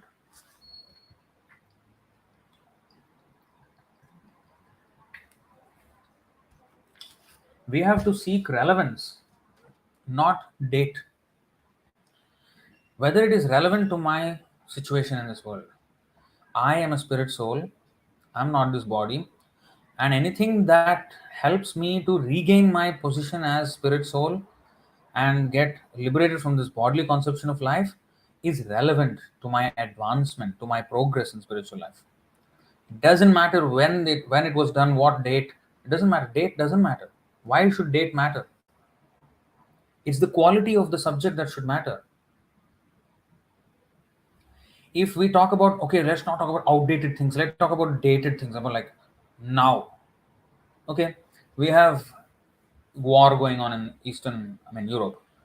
We have war going on in Middle East. We had a so-called pandemic or pandemic, whatever. So those things happened. Are they relevant? They are huge distractions. Okay, maybe some recent movie came out or some sports. some football World Cup, cricket World Cup, this and that. Modern, not so outdated. So are they relevant? Are they useful or useless topics? That is what we should distinguish between, not whether it is modern or outdated or past or present or future. No. What is futuristic? What is futuristic? That means when we say something is futuristic, you know what is embedded in that word? That means future is better, will be better than the hope that the future will be better than the past or the present. Given that present is better than the past, so which means that in the past, as we go farther and farther into the past, people were apes, and then slowly some religion came in, and then there was this age of enlightenment, age of discovery, which is like 1500s, 1500s, and all this, where the Europeans started exploring the other parts of the world. Oh, this new, worldviews, and that rational, scientific, explorative, curious people. That kind of thing evolved from that ancient, barbaric, superstitious civilization of humans, and now we have been going better and better and better, and now we are here. So future, it will become even better, futuristic. That is the meaning that is embedded in the word futuristic. We should decouple ourselves from identifying anything with time bound descriptions, time bound adjectives.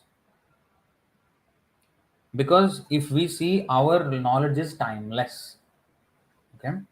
We are dealing with eternal knowledge, which is relevant for all time.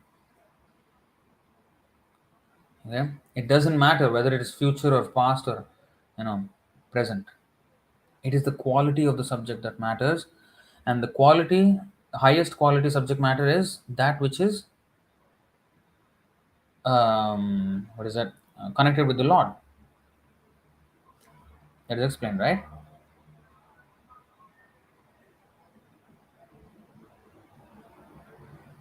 1, 5, 10, and 11.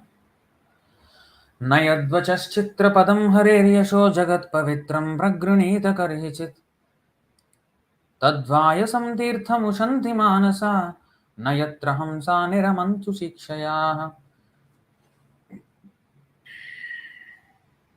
Those words which do not describe the glories of the Lord, who alone can sanctify the atmosphere of the whole universe. Sanctifying the whole atmosphere. That is what is important. Whether it will sanctify the atmosphere. What is sanctify? Oh, yes, Prabhu. Yesterday I bought some air purifier. It will sanctify the air in my room. No, we're not talking about that. Whether my consciousness purifier is working or not.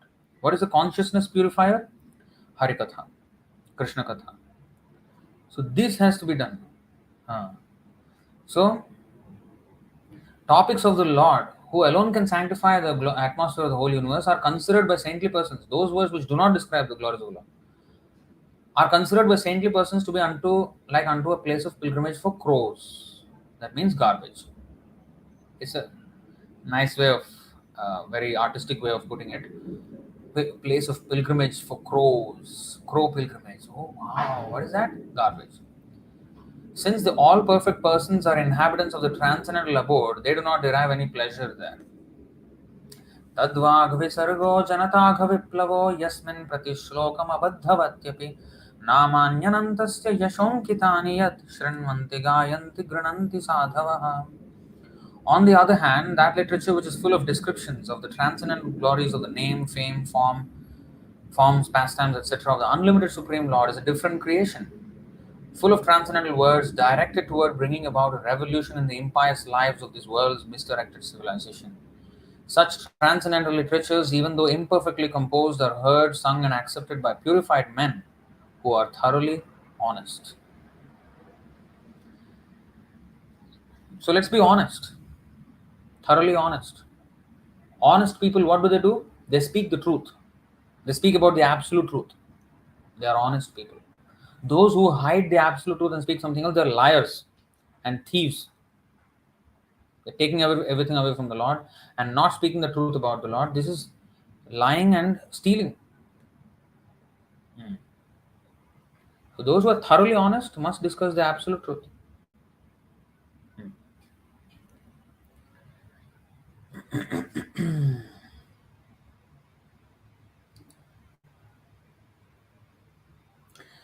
But it seems strees don't prefer to marry pumsas, or women don't prefer to marry men that are very religious. Such boys tend to be inflexible and display a judgmental mindset with insufferable superiority complex. So you want a woman? There are women who want religious husbands, but if you say women don't want husband to be very religious, of course, yeah, if the husband is very religious, sometimes they may also, if they are not religious, then they will not like it. And the other way around, sometimes the wife is religious, the husband is not. So your maksat or your goal in life is to get a girl and marry, or your goal is to go back to Krishna. If no girl wants to marry you because you are religious, because you are Krishna conscious, that's good for you. You should thank Krishna for saving you from entanglement. Why are you concerned about women marrying a man who is religious or not? Best is to not get entangled in this family life anyway. So that's good. That's why Bhaktisiddhanta Saraswati Thakur said, "I don't want big laurels. I will devote myself to Krishna consciousness." He was very intelligent, but he did not like it. They carry their beliefs with an arrogant certitude, which is barely concealed by artificial humility. I mean, if somebody is not sincere, that's another thing. We are, you know, arrogant. Religious. Why do you think that religious people are arrogant? Again, coming back to the so-called modern, open-minded, progressive, non-conservative understanding of modernity. Religious people are backward, arrogant, superstitious, that and that. All bad things on religious people, on good things on irreligious people. Why? Why should you equate religious people to arrogance? In fact, the opposite is true. Those who are not religious, they are the arrogant idiots who hate the very mention of God. So why should I, you know, um, want to be in the good books of such people? I think today I shared some quote of Bhaktisiddhanta Saraswati Thakur, right? What is that?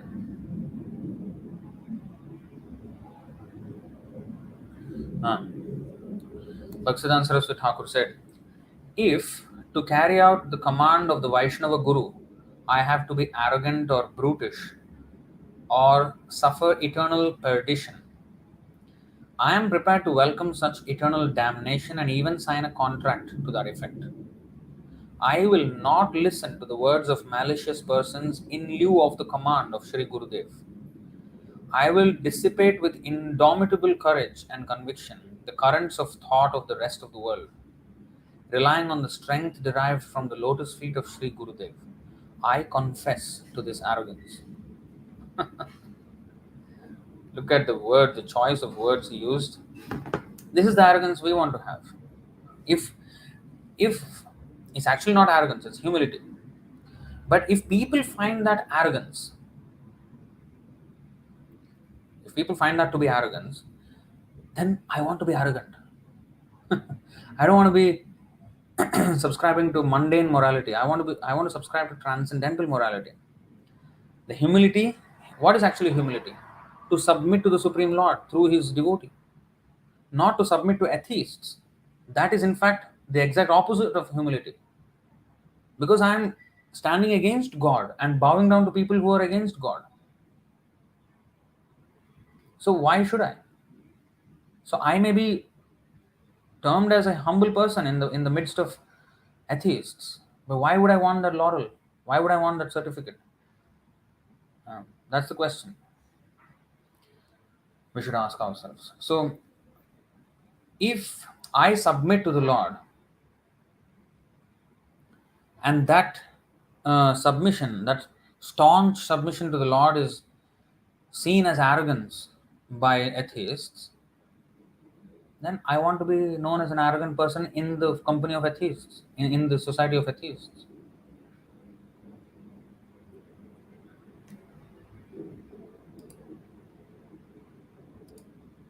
In contrast, women prefer to marry men that are moderately but pleasingly religious, but are not too rule bound. Yeah, because they want they want to they don't want strict rules, no. They don't want to follow anything. They want some good man, who will be having some principles, at least religious to the point that he won't go out with another woman, so that I can have him, but not too religious until he will run away from me. Also, no, I want him as a captive of mine. The woman will think so. If I want to have him captive, then he should have that kind of religious principle where at least he will stick with me and not anybody else. And at the same time, he will not also go to God too much. That is also so. So if you want to remain in this world, maybe you can choose such a path, but ultimately, who is benefited? Neither the woman nor the man. Because a man's duty is not to subscribe to the wishes of a woman, but to elevate her from the mode of passion which she naturally is in to the mode of goodness. If he gets married in a marriage, that should be the dynamic of the marriage. That the woman should follow the guidance of the man, and the man should have some guidance himself. If the man is an idiot who was improperly raised by his mother and father, then such a man is useless. So here you see,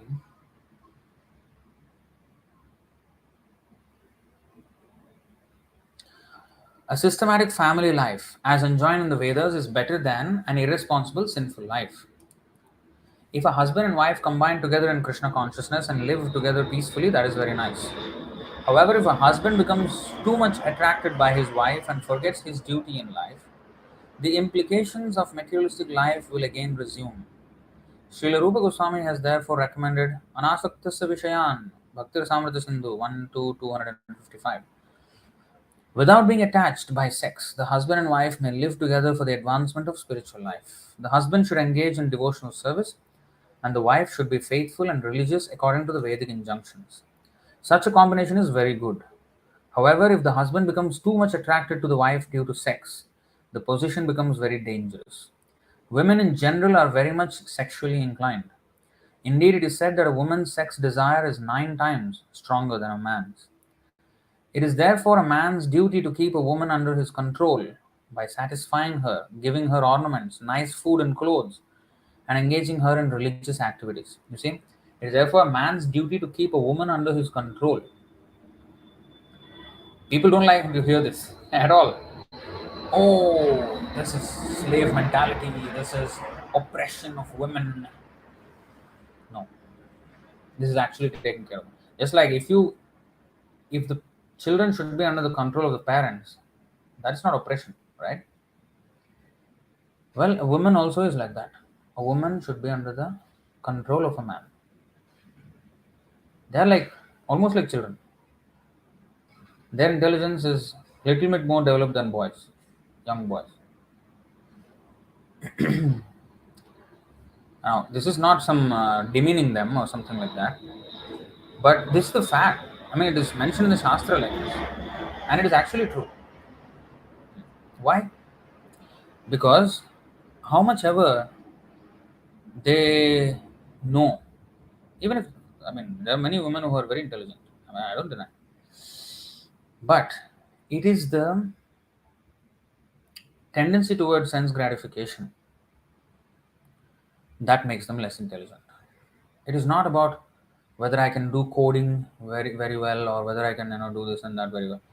It's about how much I understand the importance of spiritual life and my determination to stay in that thing on a daily basis. So that is the measure of somebody's intelligence. Um, so women are naturally inclined towards material enjoyment. It takes a very good culture, um, in the presence of under the protection of able men, that they can be focused in their spiritual life. Otherwise, they cannot be focused. Whereas a man can stay focused individually, alone, without the need of a woman, if he is trained. Hmm? But a woman cannot. She must be. under the protection of men. This is Shastra. I mean, we cannot deny this. Now, of course, the feminist movement will not like at all. They will be fuming if they hear this. And sometimes even devotees subscribe to these feminist notions because, again, the same thing, the Western indoctrination. So we have been fed a certain narrative, and we think that is true. And if it is these words are used, oh, man's duty to keep a woman under his control. Oh, wow, whoa, whoa, that is oppression. That's immediately where their brain goes. But here it is not that at all. How to keep her under control? What is the things? Not that he is not there. Oh, how to keep under control? Try a leash. Tie a leash and then drag the woman like a dog. No, it's not said like that. What is said here? By satisfying her, giving her ornaments, nice food and clothes, and also Prabhupada in other places he says this satisfying her means sexually and giving her children, not simply contraceptive sex and that. Satisfying her means give her some children, giving her ornaments, food, clothes, basic necessities, and in this way she'll be happy, and she will be under the control of the man. So in that way, not by leashing the woman. No, that's not said. So, and engaging her in religious activities, not controlling her, keeping her under control so that he can use her whenever he wants. No, that is completely nonsense, right? Keeping her under control so that she can be engaged in Krishna's service properly. Because if she's not controlled, she cannot be used in Krishna's service. She cannot be engaged in Krishna's service, and it will be not good for her, nor for the man who is supposed to take care of. Husband's duty is that he has to make sure his wife goes back to Godhead. Otherwise, is it what is that? Um, 5:18. Gururna sasyat, swajano na sasyat, pitana sasyat, janani na sasyat, daivam na tasyat, napatischa sa, napati sa sasyan. So don't become even a husband if you cannot deliver your wife back to Godhead. So that means the husband must become the guru of the wife. And guru means what? He will subscribe to the disciple's wishes, or the disciple subscribe to the guru's wishes. It's a disciple who must subscribe to the guru's wishes. So woman must subscribe to the man's wishes. And the man's wishes must not be whimsical nonsense wishes. His wishes should be in line with his guru's wishes, which are to serve Krishna. That is the arrangement that should happen. Ideally. Of course, a woman should have a few children, here it is said, and in this way not be disturbing to the man. Unfortunately, if the man becomes attracted to the woman simply for sex enjoyment, then family life becomes abominable. The great politician Chanakya Pandit has said, Bharya Rupavati Shatru. Let me tell you something. This line, if the man becomes attracted to the woman simply for sex enjoyment, then family life becomes abominable. And you see, okay, let me read this one also. Great politician Chanakya Pandit said, Bharya Rupavati Shatru. A beautiful wife is an enemy. Of course, every woman is in the eyes of her husband is very beautiful. Others may see her as not very beautiful, but the husband, being very much attracted to her, sees her always as very beautiful. If the husband sees the wife as very beautiful, it is to be assumed that he is too much attracted to her. This is the attraction of sex. Today, in some of the videos, they will show, some, especially nowadays, these shorts, those YouTube shorts like TikTok, those short videos. They are just coming one after another, one after another, one after another. And in some of them, there are some couples. And, something the husband will do something, buy flowers or, something, satisfy the woman, and then say, oh, what a gentleman. Everybody writing in the comments, oh, this is the definition of gentleman, this is the definition. So basically, whoever is a handpicked rascal, that guy is a gentleman. So there is nowhere it is said, that, of course, nowadays there are also some women in the West who are speaking about women being submissive to the man. That's another thing. But it's not about the woman and man. The main thing is the man has to be, first of all, connected with God. If he is not connected with Krishna, no use even if the woman is submissive to him, because he is submissive to who? It's not that only the woman should be submissive. The man also should be submissive to his guru. And the guru must be submissive to his guru and ultimately to Krishna. That is the thing, the chain of submission. And then yes, everything will flow properly. But if the man is not submissive to anyone, then especially not submissive to Krishna, God, then what is the point? So let's read on. Um, this attraction is the attraction of sex. The whole world is captivated by the two modes of material nature, rajogun and tamogun, passion and ignorance. Generally, women are very much passionate and are less intelligent. Okay? They're very passionate and less intelligent. Therefore, somehow or other, a man should not be under the control of their passion and ignorance. So, coming under the woman's control means to come under the modes of passion and ignorance. By performing bhakti yoga or devotional service, a man can be raised to the platform of goodness. If a husband situated in the mode of goodness can control his wife, who is in passion and ignorance, the woman is benefited. Forgetting her natural inclination for passion and ignorance, the woman becomes obedient and faithful to her husband, who is situated in goodness. Such a life becomes very welcome. The intelligence of the man and woman may then work very nicely together and they can make a progressive march towards spiritual realization. Otherwise, the husband, coming under the control of the wife, sacrifices his quality of goodness and becomes subservient to the qualities of passion and ignorance. In this way, the whole situation becomes polluted. Some of the videos I see, they are making making prank videos, husband and wife, making some jokes, just, and people will comment, "Oh, you have brought me laugh. You are just a perfect couple. You're made for each other. Whatever, whatever." This is the nonsense. People glorify this. Oh, so sweet. This attraction of sex, this rajogun and tamagun, they glorify as sweet. So don't come and just don't consume the stupid media at all.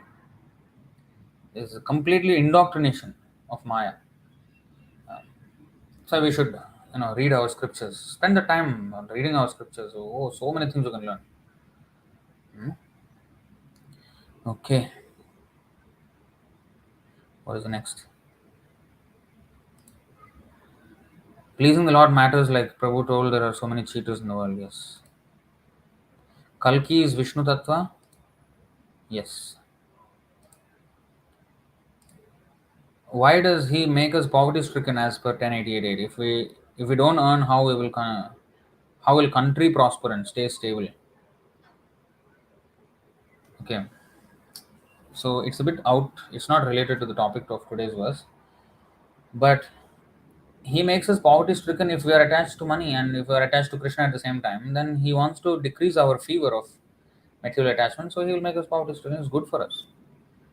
Paramo nugraho dando. Punishment is supreme mercy.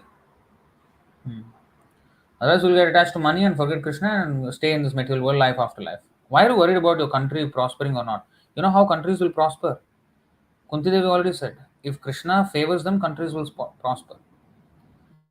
Now, today you may see, oh, European countries are very rich and they're not prospering.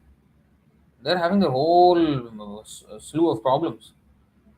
So, that is not prospering. Prospering means people should be completely happy and there's abundance of wealth. There's no abundance of wealth. They're all living off debt. They're living off of debt. So, don't worry about the country prosperity. Country will be very prosperous if one becomes Krishna conscious. People don't have to work like asses. Okay, you're thinking earning is all this way. Please change the mindset. Okay, I have a question. Can a good progeny be will possible to revive by we people of Srila Prabhupada's army?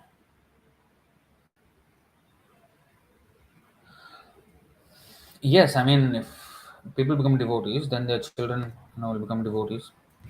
So that's why it is important that, even in family life, we have to become completely Krishna conscious. Family life is secondary. Really, Krishna consciousness is primary. That should be the consciousness. Okay. So then, yes, children. That means what? Not simply subscribing the material. I mean, mundane, so-called whatever so-called modern civilization is telling you. Oh, you have to go to school. You have to go make them, some Harvard, Cambridge graduate and some MIT graduate and all those things. No. We don't need to be known as top tier materialist in their eyes. No, we don't need to. What we should do, stay away from that nonsense and become proper in the eyes of Krishna, not in the eyes of the materialists. Let the whole world do whatever they want. We have to become devotees. Therefore, the parents should be very, very serious in making their children Krishna conscious. Don't slacken in this. Many parents slacken. They don't put that much effort. And then they wonder why their children are going off track when they go into teens. Why my children, he's not chanting, I'm asking him to chant so many times, he's not. Of course he won't chant. You gave him a whole programming from the beginning of his life. Now where he will chant? So from the beginning it has to be done.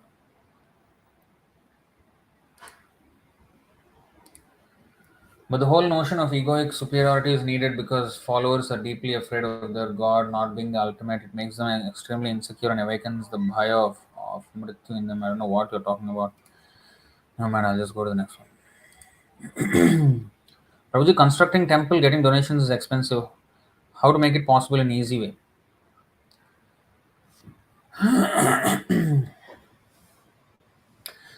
Well, we should actually worry about preaching and then everything else will come. We should focus on preaching. Our main thing is to preach Krishna consciousness. Get the message to as many people as possible. And of course, then we have to have, place to accommodate them to come and, we can start small and then eventually Krishna will provide all the resources. Nothing is going to be easy. There's no shortcut in anything. But if we persevere, endeavor, then yes, Krishna will eventually make it possible. If we deserve. So our main thing should be whether we have an expensive temple or not. Our thing is to preach the message. Even if you have an expensive temple, nice temple, but if the preaching is not going on, then it is all dead. So let's keep that focus right there on preaching. Everything else will come. Uh,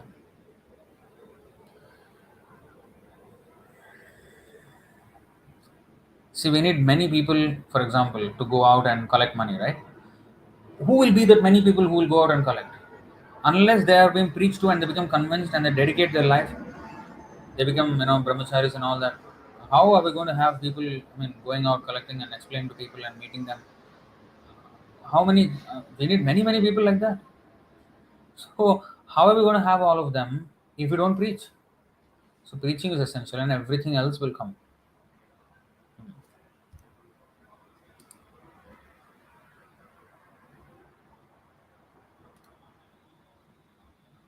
I had the book or documents we are looking at saved on my laptop, but it's now lost since I have broken my computer. I would like the link again.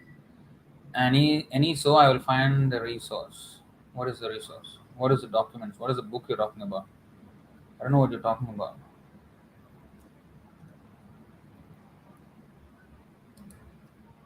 I am secure with identifying as Klothi and the supreme worship there being given into prostration or worship. I identify with the idea of Krishna. What are you talking about? I don't know. To me, I can't make much sense. Maybe I'm not so intelligent, but I am unable to understand what you're talking about here. Hence, these people are very devoted to evangelism and attacking others, vachikaha or sharirikaha, words or by body. And when anything that threatens that faith, it unleashes the inner emotional rant of the cultist. Well, you read Prabhupada's books, no? Then you will have all this proper understanding. I don't know. If you don't have a mercy of a pure devotee, then you will be caught up with all kind of distorted religion. Okay, what is this? One devotee who lives with family like me can chant Mahamantra how many times a day? Minimum 16 rounds you have to chant. One round is 108 times the Mahamantra and 16 rounds like that. Grab him, the dog, by the ears and it still might not help its hearing. Vishwapati, who is the author of Venkateshwara Vrata Sankalpa book, has seen Vishwarupa of Lord Vishnu at Tirumala steps, and Lord narrated him to write the book, and four rishis' feet also appeared to him. How to see it through Shastras? Well, I'm not aware of the history of Venkatachalapati and the devotees connected with the deity there. Um, I don't know who he is, but for pure devotees, these are, you know, all possible. Prabhupada also saw Rupa Goswami, Bhaktisiddhanta Saraswati Thakur. He saw all the six Goswamis coming and blessing him in the Radha Damodar temple. So many things. I mean, Krishna personally massaged his heart. Not ordinary. So for pure devotees, it's no wonder at all. But um, so if you have seen, he must be a pure devotee. You know, I personally I don't know anything about these personalities you mentioned. Who's that? Vishwapati, who's the author of Venkateshwara Vrata Sankalpa book. For the pure devotee, it's possible. The science is astronomy, Ukraine and Europe. What are you talking about?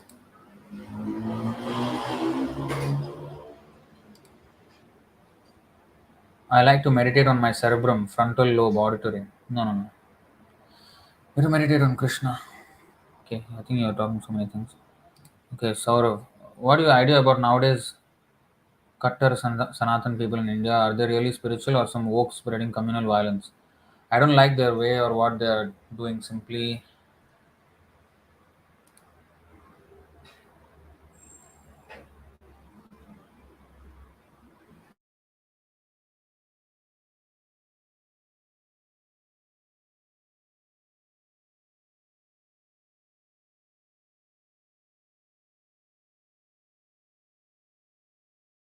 rise.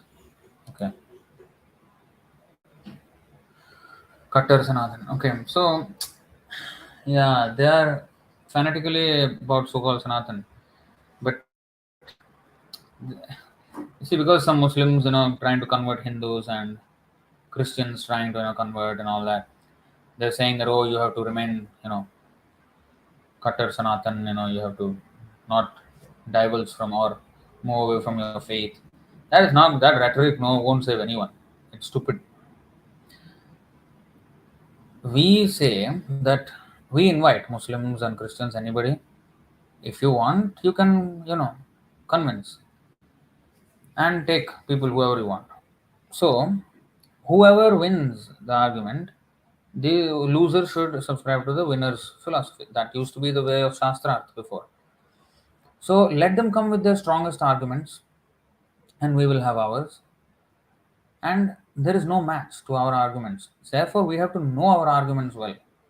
So, everybody, if they're in knowledge of their religion, who can convince them to go on any other side? In fact, they will be able to convince the other people to come on to the fold of Sanatan Dharma.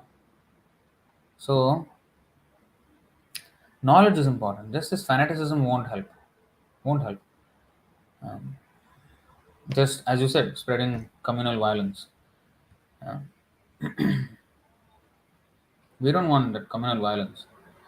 Yeah, they have their agenda. Like in India, the Muslims have their agenda. There is a whole undercover agenda going on, um, and recently came to light. I mean, if you see the Waqf Act 1995 and things like that, you will see that right under the noses of everyone, a huge thing is going on in India. But to combat that, it doesn't help to just become a so-called fanatic Hindu. That won't help. You have to actually become a devotee of Krishna and with proper understanding of the philosophy. Then you can navigate any situation and even change those who are trying to do all these nefarious activities, change their mind also. So that is how we should proceed. Intellectually, spiritually, intellectually, mentally, we have to first of all become very, very, very strong. And with spiritual strength, every other strength will follow. So unless our knowledge is there, unless our sadhana is there also, what Bhaktisiddhanta Saraswati Thakur said, let me preach um, by the strength of the received from the lotus feet of my Guru Maharaj. So the spiritual strength is required. to be able to preach nicely. So our sadhana must be strong. Just knowing theoretically is not enough. We have to also live by those principles. Then it is possible to make some tangible change in society. Otherwise, the course of Kali Yuga will just, flow. I asked you this question about Om because my mother initiated by Gurudev who said chant Om whole day. So my mother asked me about the explanation of Om. Why don't you ask her to ask her Guru? I suggest her better chant Hare Krishna. Yes, that is correct. Taking Radha Krishna personal features in Mahamantra. Rather Om, which is very vague because I didn't find any meaningful understanding of it. Her Gurudev even told you can eat non-veg meat, etc. So everything was rubbish. Everything no problem. So I told her just chant Hare Krishna. Yes, good.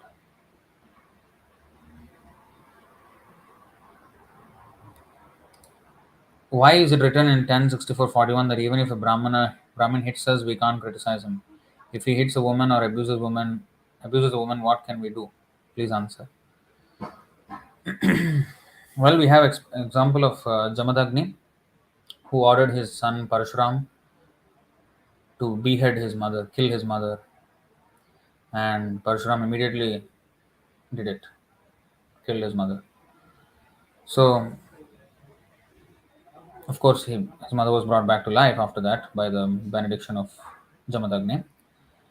But a real Brahmana, he does not, you know, abuse a woman, something like that. But if Brahmin hits us, we can't criticize him. So 10:64:41. Let's go to I don't know. I don't know. This class is going somewhere and somewhere and somewhere, becoming an AM session. What is the time? 9:55 already.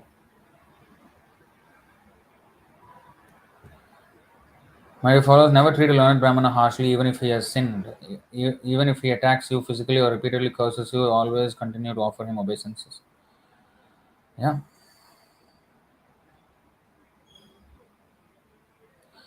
This is to show how great are Brahmanas, even if they are angry. Actually, you see, even if he attacks you physically or repeatedly curses you. So, it is to show the exalted nature of the Brahmanas, that they are above all criticism or punishment. But that such Brahmanas, why would they get angry or why would they speak harshly or, even if he has sinned, you know, sinned in the sense, okay, there is another verse, apichet suduracharo bhajate maam ananya bhag sadhureva samantavya samyak vyavasito hi sah. Even if he has performed the most abominable action, if he is situated in devotional service, he should be considered saintly. Of course, it is not that the person should persistently, do sinful activities, but occasionally there may be something that may happen. Like for example, Durvasa Muni. He offended Ambarish Maharaj, but I mean he's still a sage. I mean we still have to offer him respect, right? I mean, so Vishwamitra Muni, he fell down so many times, but he became spiritual master of Ramachandra Bhagwan. So I mean we cannot. I mean Brahma fell down, but we still don't. This immediately reject him. No. So sometimes people may fall. That's another thing. But Brahmana who has become, who is determined to become, be a Brahmana, and he has to be respected. And repeatedly curses, like Narada Muni cursed Nalakuvara Manigriva. Actually, that curse is good. So sometimes, devotees, they may chastise, and people say, "Oh, how can he talk like that? How can he be so harsh?" But actually, those harsh words are the ones which will help us. But just by seeing those harsh words, we will counter, we will try to, mistreat such a devotee. So that is what is to be avoided. Hmm. Like Nityananda Prabhu, he cursed Shivananda Sena's sons to die. He kicked Shivananda Sena on the chest. But what did Shivananda Sena do? He danced. He did not, hey, how can you do like this? He did not, he did not say like that. Hmm. Hmm. Um, do you think is there a glimmer of hope to rescue ISKCON from these fake gurus and so-called GBC? I don't know. what we are doing here is in ISKM is the alternative, and if people can understand this, and ISKCON also, if they understand this and change, that's good. If they don't, then we have to go on. Okay. My apologies, Prabhuji. I meant my British education system. It is very outdated. Again, it's not outdated. It's irrelevant.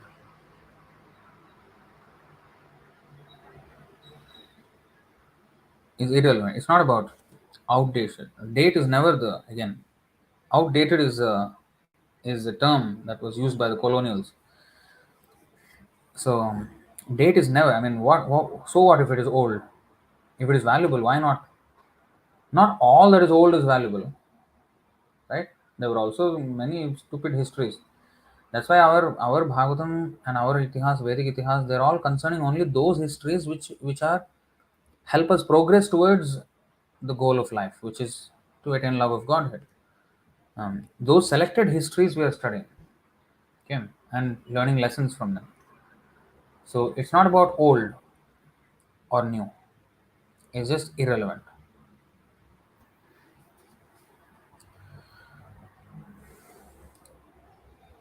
Ravi, I'm wondering how I can show empathy or sympathy towards worshipping Krishna. I'm usually known as a psychopath because I can't show affection. I can't show affection. Well, you have to read our books. You have to read Prabhupada's books. That knowledge is not there. It doesn't matter. It's not that affection must some suddenly be bring. You should be brimming with affection. It doesn't come like that. Actually, we are all psychopaths. We are all in this material world. Everybody is a psychopath. Crazy, crazy idiots we are. So this is a mental asylum. We are being treated here. Some people are having more. Some people are having less. But everybody is a psychopath. So now, how to de-psychopath or come out of that? That is with the Shravanam and Kirtanam. So hearing Krishna's topics, Krishna Katha, and chanting Krishna's name, this will actually purify us. Once our consciousness is sufficiently purified, then yes, we will better appreciate the glories of the Krishna's holy name, Krishna's topics, and everything connected with Krishna. So don't expect to show affection, just like day one you're chanting, day two you have full, eyes are full of tears, and no, it doesn't happen like that. It's a very high stage. We're all psychopaths.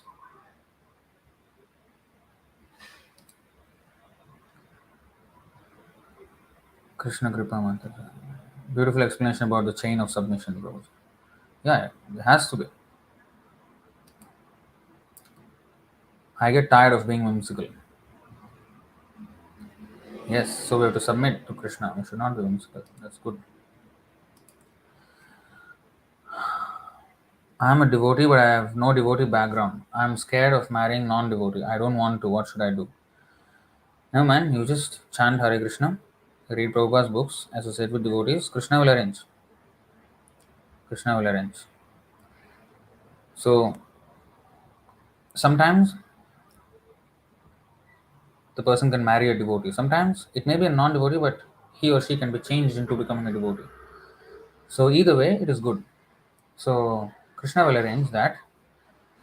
Yes, we should fear of associating with non-devotees. Therefore, you pray to Krishna and just become a nice devotee. Krishna will arrange everything else for you. That's what Krishna says here, right? Bhagavad-gītā 9:22. Ananyāścintayanto mam ye janaः paryupāsate tesham nityabhiyuktānam yogakshemam vahamyaham. But those who always worship me with exclusive devotion, meditating on my transcendental form, to them I carry what they lack and I preserve what they have.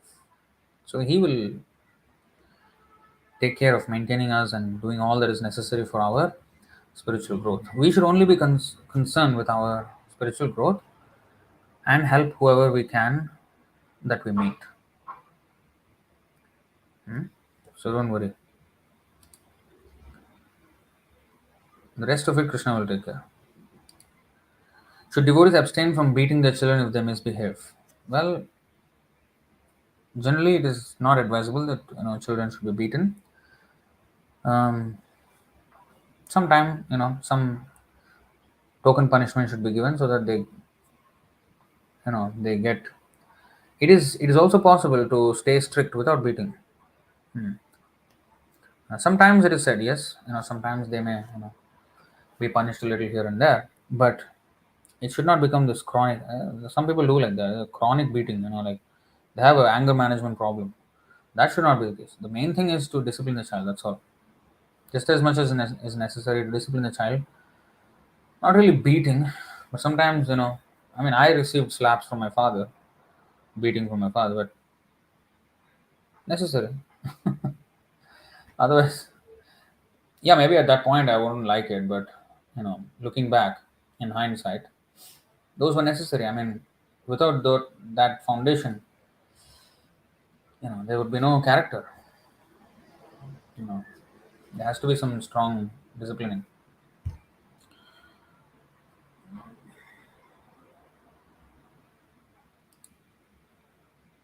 Yeah, from which country? Yeah. Abhimanyu. I live here in India, and here ISKCON is trying to be politically correct, and they are supporting this women empowerment. They're doing a lot of things which are wrong. Prabhuji, one of the monks of the Vivekananda mission said, "Love is beyond rules and regulations. I am here to spread love. Thus, you will find the rules beyond the manifestation of my love."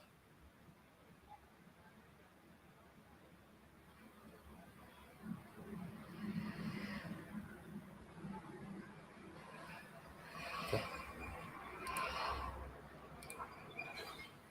What do the scriptures say about adoption? How do we join the women Telegram or WhatsApp group of ISKM? I think some of the Matajis can help her out with this. Um, you can actually join our Krishna inspiration group, maybe something like that. Hmm. Um, what do scriptures say about adoption?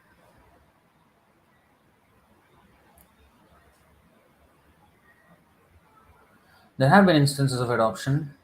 Karna was adopted in Mahabharata. Um,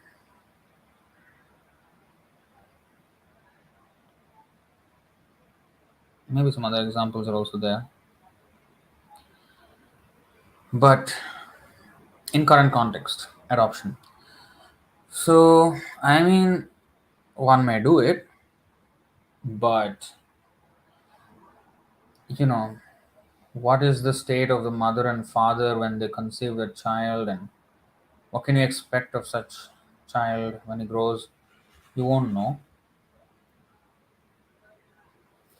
In fact, our movement is all about adopting in one way. If you look at it, see, we are accepting people of all kinds of backgrounds, and we're grooming them to become devotees.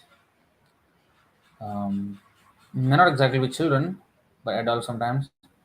Sometimes teenagers, something like that.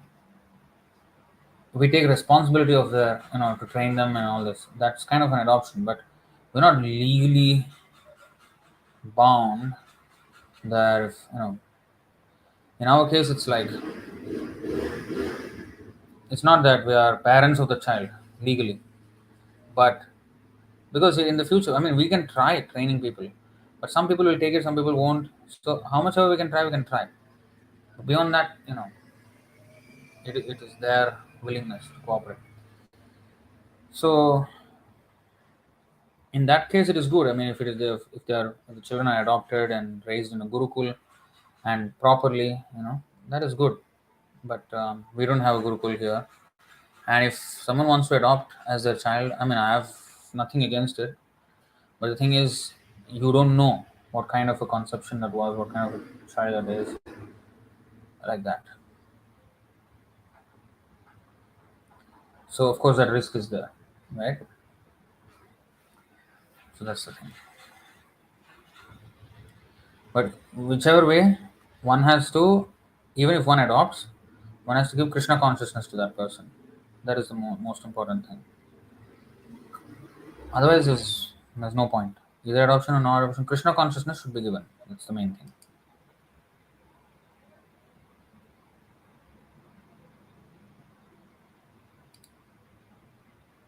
Modern means simply present time. So once Maharaj Parikshit is also modern, Krishna Chaitanya Mahaprabhu, they also modern. So modern don't mean anything.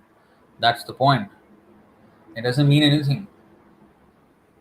Today, modern means present time. Actually, modern originally was actually just, um, you know, new or something different. That's all what it is. Something novel. That's all. But it became this new and present and all that. But time is passing every single second. I mean, when is new? Every now is every second is new, and then previous second was old now. So it doesn't mean anything. What are your thoughts on Bhaktivedanta Narayan Maharaj? I'm sorry, I don't agree to anything he says. He's against Prabhupada, and some of his followers say that he's not against Prabhupada. But I have seen enough of his enmity towards Prabhupada, which he expresses subtly and sometimes in a little more overt fashion. But not, I mean, Srila Prabhupada is whom we surrender to.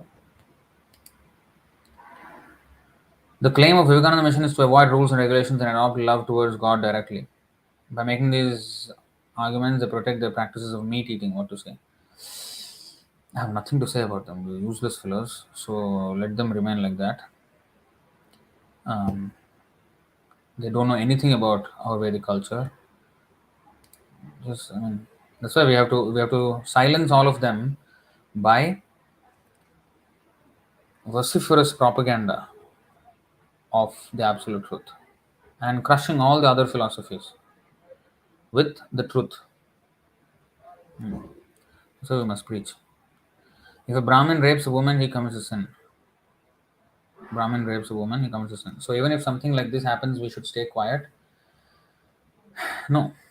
So we should chastise him sufficiently. If he does something like this, I mean, no. I mean, in today's context, who is that kind of Brahmin who is like, you know, Brihaspati also did that once. What to speak of others? Brihaspati did that. I think with the wife of Moon God or something like that. So that is also there in history. But he is still respected as the what Devarshi, not Devarshi, Brahmarshi, Brihaspati. Something. He's the spiritual master of the demigods. Anyway, um, in the present context, if a Brahmin is raping a woman, I don't think he's a Brahmin by quality at all. If Brihaspati does, I mean, he's of a different stature. I mean, we're talking about completely exalted personalities. But here, I mean, in today's context of Brahmin, and Brahmin also, what are you talking about? A Brahmin who is birth-based Brahmin or a qualified Brahmin? If it's a qualified Brahmin, why would he rape a woman? So it doesn't add up. If you were talking about birthright Brahmin, he should be hit with shoes and he should be skinned alive. If he's a qualified Brahmin, he wouldn't even rape. So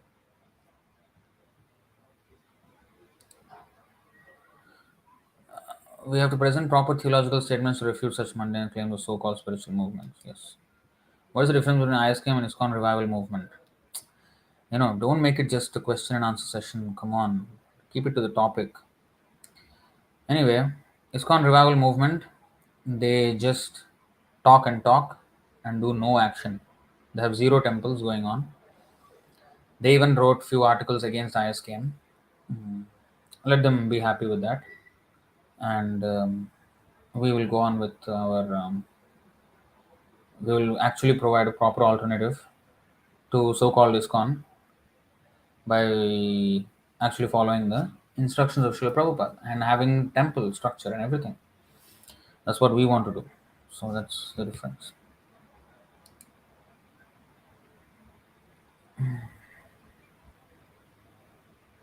You can contact Divya Krishna Mataji on this number. She will add you to the group. What is the difference between Ishvara and Parameshvara, Brahma and Parabrahma, Devata and Bhagavan? Please help me comprehend these terms with clarity. Okay, I'm not going to address this because you are just going on and on. This is not the subject of the class. Hmm. You already, I think, kind of know because you're already mentioning these words. You read our Prabhupada's books, you will understand all these things clearly. Okay. Okay. Then after reading, then you can ask if you have any other questions. Okay, I'll just stop here. Thank you very much. जय श्रीमद् भगवद गीता की, श्री प्रभुपाद की जय, अनंत गौड़ वैष्णव वृंद की जय, निताय गौर प्रेमानंद, हरि हरि बोल, हरे कृष्ण।